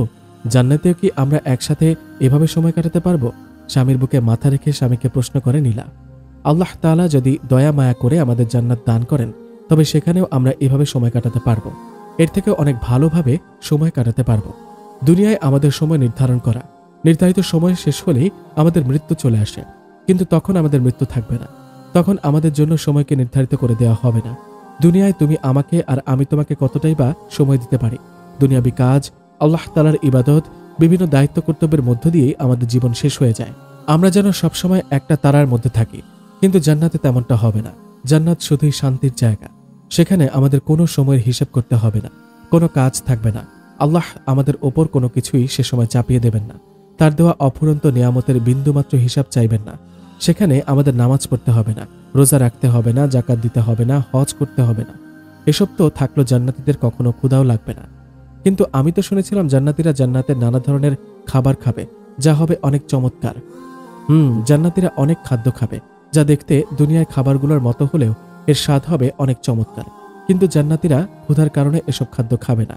তারা এসব খাদ্য আহারের মাধ্যমে বিলাসিতা করবে। শুধুমাত্র আনন্দ ভোগ করার জন্য তারা খাবার গ্রহণ করবে। নীলা চুপচাপ তার স্বামীর কথা শুনতে থাকে। সত্যি, আগে ভাবতাম যারা আজান হলেই সবকিছু ছেড়ে মসজিদের দিকে দৌড়ায় তারা পাগল। গরমের মধ্যেও যে মেয়েটা কালো বোরকা পরে থাকতো তাদের মাথা খারাপ জানতাম, কিন্তু তারা নয়। এখন দেখছি আমরাই পাগল যারা এসব করছি না। সামান্য সময় সামান্য কিছু নিয়ামত ভোগ করার জন্য অন্তত সেই সুখের স্থানের পথটাই চিনতে পারলাম না। সত্যি অনেক বড় পাগল ছিলাম। চিন্তা করতে থাকে নীলা। হঠাৎ মনে পড়ে সূরা আসরের কথা। আচ্ছা, আরেকটা কথা, আমি দেখেছি আপনি যখন একটু চিন্তিত হয়ে পড়েন তখন সূরা আসর পড়েন। পড়ি। আচ্ছা, কেন পড়েন? তুমি সূরা আসরের তাফসির পড়েছ? তাফসির পড়ে দেখো কি বলেছে এই সূরায়। হ্যাঁ, তাফসির পড়েছি, তবু আপনি বলুন না, আপনার কাছ থেকে শুনতে ভালো লাগে। ঠিক আছে মহারানী, শুনুন। আল্লাহ তাআলার পক্ষ থেকে আমাদের হেদায়েতের জন্য নাজিল হওয়া এই কোরআনের সব জায়গায় আমাদের জন্য হেদায়েতের পথ নির্দেশ করা হয়েছে। সূরা আসর পবিত্র কোরআনের ক্ষুদ্রতম সূরাগুলোর মধ্যে একটি। সূরাটি আকারে ছোট হলেও এর মধ্যে ব্যাপক তথ্য লুকিয়ে আছে। ইমাম শাফিঈ রহমাতুল্লাহি আলাইহি এর মতে মানুষ এই সূরাটিকে চিন্তা ভাবনার সহকারে পাঠ করলে তাদের দুনিয়া ও আখিরাতের সংশোধনের জন্য যথেষ্ট হয়ে যায়। বাদাইউত তাফসির। এই সূরা আল্লাহ প্রথমেই কালের কসম করেছেন। নীলা, খেয়াল করো, আল্লাহ যদি মনে মনেও কিছু চায় তবে তা হতে দেরি হয় না, কারণ সবকিছু তো তার, সবকিছুর মালিক তো তিনি যা খুশি তাই করতে পারেন। সে যদি সাধারণভাবেই বলতো সেই কথাই অনেক ছিল, কিন্তু আল্লাহর সূরার প্রথমেই কসম করেছেন। কিসের কসম? কালের কসম, অর্থাৎ সময়ের কসম। নীলা, চিন্তা করো, এত কিছু থাকতে আল্লাহ রাব্বুল আলামিন কেন সময়ের কসম করলেন? কারণ দুনিয়ার সবচেয়ে মূল্যবান হচ্ছে সময়। কারণ সাময়িক কিছু সময়ের সমষ্টি ছাড়া মানুষের জীবন বলতে আর কিছুই নেই। যেমন আমি যদি 40 বছর বেঁচে থাকি, এই 40 বছর সময়কালই হলো আমার জীবন।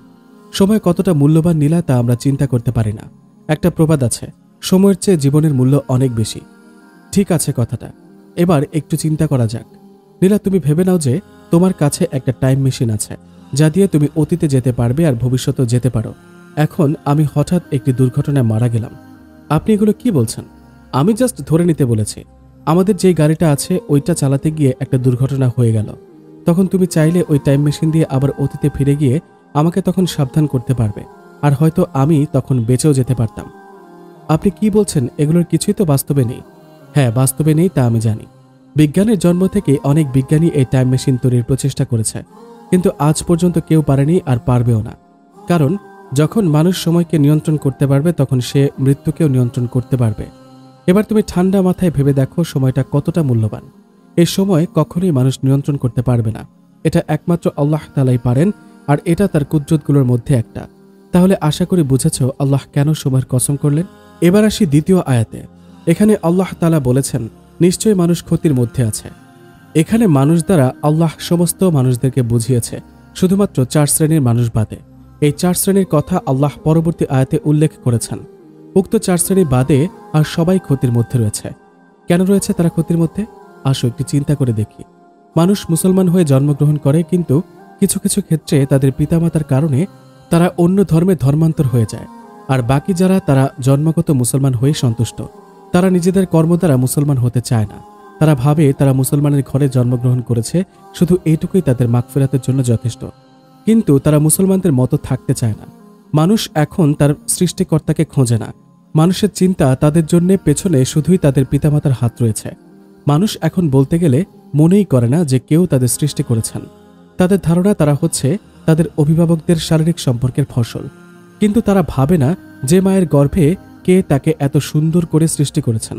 অনেক মহিলার তো গর্ভপাত হয়ে যায়, কিন্তু সেই মানুষগুলো এগুলো চিন্তাই করে না যে আল্লাহ এখনো তাদেরকে রিজিক দিয়ে, নিয়ামত দিয়ে বাঁচিয়ে রেখেছেন। তারপর সে যখন দুনিয়ায় আসলো তখন সে দৌড়াতে লাগলো দুনিয়ার পেছনে। তারা এটাও খেয়াল করে না যে তারা দুনিয়ার দিকে নয়, নিজের কবরের দিকে দৌড় শুরু করেছে। একটা একটা করে দিন পার হচ্ছে, আর একটা একটা দিন করে মৃত্যু আমাদের নিকটে আসছে। এই দুনিয়ার পেছনে দৌড়েই আমরা আমাদের মূল্যবান সময়টুকু নষ্ট করে দিচ্ছি। দুনিয়ায় আমরা কোনো কিছুই অর্জন করতে পারবো না, বা আমরা যাই অর্জন করি তা ভোগ করতে পারবো না, কারণ আমাদের নির্ধারিত সময় শেষ হয়ে যায়। আর যখন আমাদের সেই সময়টুকু শেষ হয়ে যায় তখন মনে পড়ে, হায় কত বড় ভুলের মধ্যে না ছিলাম আমি। কিন্তু তখন আমাদের এই প্রতিক্রিয়াটা কোনো কাজে আসবে না, কারণ আমাদের সময় ততক্ষণে শেষ। আমাদের উচিত ছিল এই সময়টুকু দিয়েই আমাদের রবের ঠিকানা খোঁজা। নীলা, এবার বুঝে নাও আল্লাহ প্রথম আয়াতে কেন কালের অর্থাৎ সময়ের কসম করলেন, কারণ আমরা এই মূল্যবান সময়টা নষ্ট করে ক্ষতির মধ্যে পড়ে আছি। এবার আসি তৃতীয় আয়াতে। এই আয়াতে আল্লাহ তাআলা বলেছেন, কিন্তু তারা নয় যারা ঈমান আনে ও সৎকর্ম করে এবং পরস্পরকে সত্যের উপদেশ দেয় আর পরস্পরকে ধৈর্য ধারণের উপদেশ দেয়। অর্থাৎ এই আয়াতে আল্লাহ তাআলা ওই সমস্ত মানুষদের কথা উল্লেখ করেছেন যারা ক্ষতির হাত থেকে মুক্ত। প্রথমে কারা? যারা ঈমান আনে, অর্থাৎ যারা নিজের রবকে খুঁজে পায় এবং বিশ্বাস স্থাপন করে। দ্বিতীয়, যারা ঈমান আনার পরে সৎকর্ম করে, অর্থাৎ আল্লাহ তাআলার দেওয়া দুনিয়ার এই নির্ধারিত সময়টুকু তারা আল্লাহর সন্তুষ্টি অর্জনের উদ্দেশ্যে ব্যয় করে। তৃতীয়, যারা একে অপরকে সত্যের উপদেশ দেয়। উপদেশ দিতে গেলে আগে নিজেকে ঠিক করতে হয়, অর্থাৎ যে ব্যক্তি সত্যের উপদেশ দেবে তাকে আগে নিজেকেই সত্যের পথে আনতে হবে, তবেই সে এই তৃতীয় শ্রেণীর ব্যক্তিদের মধ্যে থাকবে। চতুর্থ, যারা ধৈর্য ধারণের উপদেশ দেয়। আমি আগেই বলেছি, উপদেশ দিতে হলে আগে এই বিষয়টা নিজের মধ্যে থাকতে হবে। আর আল্লাহ তাআলা ধৈর্যের কথা কেন বললেন? কারণ আল্লাহ তাআলা যখন কাউকে ভালোবাসেন বা কেউ যখন বলে, হে আল্লাহ, আমি তোমার উপর ঈমান আনলাম, তখন আল্লাহ তার উপর অনেক বড় বড় বিপদ চাপিয়ে তাদের পরীক্ষা করে। যাদের ঈমান দুর্বল তারা ঈমান হারিয়ে বেঈমান হয়ে যায়, কিন্তু যারা ধৈর্য ধারণ করে এবং উক্ত বিপদ থেকে আল্লাহ তাআলার কাছে আশ্রয় প্রার্থনা করে, একমাত্র সেই ব্যক্তি সফল। তাই যারা নিজেদের ক্ষতির হাত থেকে রক্ষা করতে চায় তারা যেন নিজে ধৈর্য ধারণ করে এবং অপরকেও ধৈর্য ধারণের উপদেশ দেয়। আচ্ছা নীলা, বলতো আল্লাহ ধৈর্য ধরতে কেন বললেন?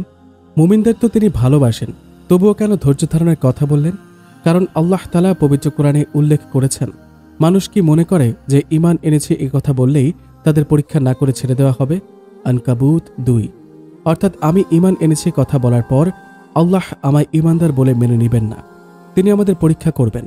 তিনি আমাদের জান মালে বিপদ আপদ দিয়ে এবং অন্যান্য সমস্যা দিয়ে আমাদের পরীক্ষা করবেন, যাতে প্রমাণ হয় আমরা মুমিন না কাফির। আচ্ছা, আল্লাহ তো মনের খবর রাখেন, তাহলে কেন পরীক্ষা করা দরকার? শোনো, আল্লাহ আমাদের মনের কথা জানেন এবং তিনি এটাও জানেন পরীক্ষা দিলে আমরা কাফির হয়ে যাব নাকি ঈমান নিয়ে টিকে থাকতে পারব। আল্লাহ পরীক্ষা করবেন যাতে আমরা নিজেরা বুঝতে পারি আমরা এখনো মুমিন নাকি কাফির। আল্লাহ যদি পরীক্ষা না করে কিয়ামতের দিন বলে, যাও তুমি কাফের, জাহান্নামে যাও, তখন সেই ব্যক্তি বলতো, হে আল্লাহ, আমি তো আপনার উপর ঈমান এনেছিলাম। আল্লাহ জানেন সেই ব্যক্তি শুধু মুখে মুখে ঈমান এনেছিল, তারপরও সেই ব্যক্তি মিথ্যা বলে হলেও নিজেকে বাঁচানোর চেষ্টা করবে। তাই আল্লাহ দুনিয়ায় পরীক্ষার মাধ্যমেই তিনি প্রমাণ করে নিতে চান কে মুমিন আর কে কাফির। সফল তো তারাই যারা আল্লাহ তাআলার প্রদত্ত পরীক্ষায় ধৈর্য ধারণ করে ঈমান নিয়ে টিকে থাকে। আর হ্যাঁ, আরেকটা কথা, প্রত্যেক মানুষকে তার দিনদারি অনুযায়ী পরীক্ষা করা হয়। যার দিনদারি বেশি হয় তাকে পরীক্ষাও বেশি করা হয়। তিরমিজি শরীফে হাদিস নাম্বার 2398। নীলা এখনও তার স্বামীর বুকে মাথা রেখে শুয়ে আছে। মহারানী কিছু বলছেন না যে? আচ্ছা, আমি বুঝবো কিভাবে আল্লাহ আমার পরীক্ষা নিচ্ছেন? আর আমি তো এখন ঈমান আনলাম, আল্লাহ কখন আমার পরীক্ষা নেবেন? নীলার এই বাচ্চাদের মতো কথা শুনে সোয়েব মুচকি হেসে নীলার কপালে চুমু খায়। শুনুন মহারানী, আপনার প্রশ্নের উত্তর পবিত্র কোরআনেই আছে। আর আপনি জানতে চাইলেন আপনার পরীক্ষা কখন শুরু হবে। কোরআন বলছে আপনার পরীক্ষা অনেক আগেই শুরু হয়ে গেছে। আল্লাহ তাআলা বলেন, জমিনে যা কিছু আছে এগুলোকে জমিনের অলংকার বানিয়ে নিয়েছি, যেন এই লোকগুলোকে পরীক্ষা করতে পারি যে ইহাদের মধ্যে উত্তম আমলকারী কাহারা। সূরা কাহাফ আয়াত 7। নীলা, আয়াতটার দিকে লক্ষ্য করো, তাহলেই বুঝতে পারবে তোমার পরীক্ষা কবে শুরু হবে বা হয়েছে। আল্লাহ তাআলা বলেছেন তিনি জমিন সাজিয়েছেন এটা দেখতে যে কোন ব্যক্তি নেক আমল করে। অর্থাৎ নীলা একটু খেয়াল করলেই বুঝতে পারবে আল্লাহ যেই দিন তোমায় দুনিয়ায় পাঠিয়েছেন সেই দিনই এই পরীক্ষাটার প্রস্তুতি তোমার জন্য শুরু হয়েছিল। যখন তোমার শিশুকাল শেষ হলো, তুমি বুঝতে শিখলে, তখন থেকে তোমার পরীক্ষার সময় শুরু হয়েছিল এবং সেই সময় শেষ হবে তোমার জন্য নির্ধারিত শেষ সময়, অর্থাৎ মৃত্যু পর্যন্ত। নীলা, দুনিয়াটা শুধুমাত্রই পরীক্ষার হল। তুমি জানো যে পরীক্ষার একটা নির্ধারিত সময় আছে? আল্লাহ তাআলার এই পরীক্ষায় একটা নির্ধারিত সময় বেঁধে দেওয়া হয়েছে। নীলা, পরীক্ষার জন্য একটা সিলেবাস থাকে। আমাদের জন্য আল্লাহ তাআলা পবিত্র কোরআনকে সিলেবাস হিসেবে দিয়েছে। কোনো পরীক্ষার্থী যদি সিলেবাস মেনে লেখাপড়া করে আর পরীক্ষার হলে পুরো সময়টাই কাজে লাগায়, তবে সে ভালো ফলাফল করে। আর যদি সে সিলেবাস ফলো না করে আর পরীক্ষার হলে সময় নষ্ট করে, তা ফেল করাই স্বাভাবিক। ঠিক তেমনই কোনো মানুষ যদি তার আল্লাহ তাআলার দেওয়া এই সিলেবাস ফলো না করে এবং তার পরীক্ষার নির্ধারিত সময়টুকু যদি সে কাজে লাগাতে না পারে, তাহলে তাদের চরম ব্যর্থতার কথা কোরআনে বলা হয়েছে। আর তাদের সেই ব্যর্থতা হচ্ছে জাহান্নাম। স্বামীর কথা শুনে নীলা কান্না শুরু করে দেয়। আমি তো আমার পরীক্ষার অনেক সময় নষ্ট করে ফেলেছি, আমি কি করব? আমি কি পারবো আর জান্নাতে যেতে? নীলা অঝরে কাঁদতে থাকে স্বামীর মুখের দিকে তাকিয়ে। সোয়েব নীলার চোখের পানি মুছে দেয়। জানি অনেক দেরি হয়ে গেছে তোমার, এখন তোমার জন্য একটাই পথ খোলা, আর তা হচ্ছে তওবা করা, অর্থাৎ ফিরে আসা। তুমি তোমার ভুল বুঝতে পেরেছ, এখন আল্লাহ তাআলার কাছে তওবা করো এবং দিনের পথে ফিরে আসো, তাহলে আল্লাহ তোমায় ক্ষমা করে দিবেন। তবে তোমার অতীতের সময়টুকু নষ্ট হওয়ার জন্য তিনি তোমার পিতামাতাকে অবশ্যই ধরবেন, কারণ তুমি যখন তাদের অধীনস্থ ছিলে তখন তাদের দায়িত্ব ছিল তোমাকে তোমার রবের সাথে পরিচয় করিয়ে দেওয়া, কিন্তু তারা তা করেনি। এজন্য অবশ্যই তারা আল্লাহ তাআলার কাছে জবাবদিহিতা করতে হবে। নীলা, তোমায় আগেই বলেছি আমি তোমায় একমাত্র আল্লাহ তাআলার খুশির জন্যই ভালোবাসি, তাই আমি চাই তুমি আমার সাথে জান্নাতের পথের সঙ্গী হও। আর তুমি যদি আমার কথা নাও মানতে, তবু আমি আমার এই দায়িত্বটা পালন করে নিতাম, কেননা এখন তুমি আমার অধীনে। এখন যদি তোমায় আমি দিনের পথে আনার চেষ্টা না করি, তো আল্লাহ আমাকেও তোমার সঙ্গেই জাহান্নামে নিক্ষেপ করবেন। নীলা, সত্যি বলছি, তোমায় নিয়ে জান্নাতে থাকতে চাই আমি, সে জান্নাতে যার তলদেশের নহর অর্থাৎ নদী প্রবাহিত। তুমি আর আমি জান্নাতের বিভিন্ন স্থানে হাতে হাত রেখে ঘুরতে চাই। নীলা, তুমি কি জানো আমার সবচেয়ে বড় ইচ্ছাটা কি? আমি আল্লাহ তাআলাকে দেখতে চাই। নীলা, জানো যারা জান্নাতি হবে তারা আল্লাহকে সরাসরি দেখতে পাবে। সেদিন আল্লাহ তাআলা তার নূরের পর্দা সবগুলো সরিয়ে দেবেন। নীলা, চিন্তা করো, যেই আল্লাহ এত সুন্দর পৃথিবী তৈরি করলেন, সেই আল্লাহ কেমন হবেন? তাকে কি দেখতে ইচ্ছা করবে না? জান্নাতীদের সবচেয়ে বড় পাওয়া তারা সেই রব্বুল আলামিনকে সরাসরি দেখতে পাবে। আর জাহান্নামীদের সবচেয়ে বড় ব্যর্থতা, তারা কখনোই আল্লাহ তাআলাকে দেখতে পাবে না। তাদের যা পাওয়ার ছিল তারা তা দুনিয়াতেই নিয়ে নিয়েছে। নীলা চুপচাপ স্বামীর বুকে মাথা রেখে কাঁদছে। সোয়েব নীলাকে কিছু বলছে না, কারণ সোয়েব জানে নীলার মনে এখন কি চলছে। সত্যি নীলার মনের ভেতর এখন যুদ্ধ চলছে। তার মনে হচ্ছে তার বাবা মা তার সাথে অনেক বড় অন্যায় করেছে। কি দরকার ছিল এত কিছুর? আমি তো আমার রবের পরিচয় জানতাম না। যার এত নিয়ামত আমি খেলাম, তার তো শুকরিয়া আদায় করলাম না। কেন তোমরা আমায় আমার রবের সাথে পরিচয় করিয়ে দিলে না? কেন আমায় এতগুলো বছর অন্ধকারে রাখলে? কেন আমায় আলোর পথে যেতে দিলে না? প্রশ্নগুলো সে তার পিতামাতাকে এখনই করতে চায়। তার মনে এখন শান্তি পাচ্ছে না। সত্যি সে অনেক দেরি করে ফেলেছে। নীলা এখন জানে না তার হাতে কতটুকু সময় বাকি আছে আল্লাহর পথে ফিরে আসার জন্য। নীলার সোয়েবের বুকে শুয়েই কান্না করছে।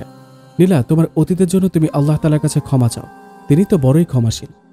আর আরেকটা কথা, আল্লাহ যদি না চাইতেন তবে তুমি আজ এই জায়গায় আসতে পারতে না, হয়তো অন্ধকারই থেকে যেতে।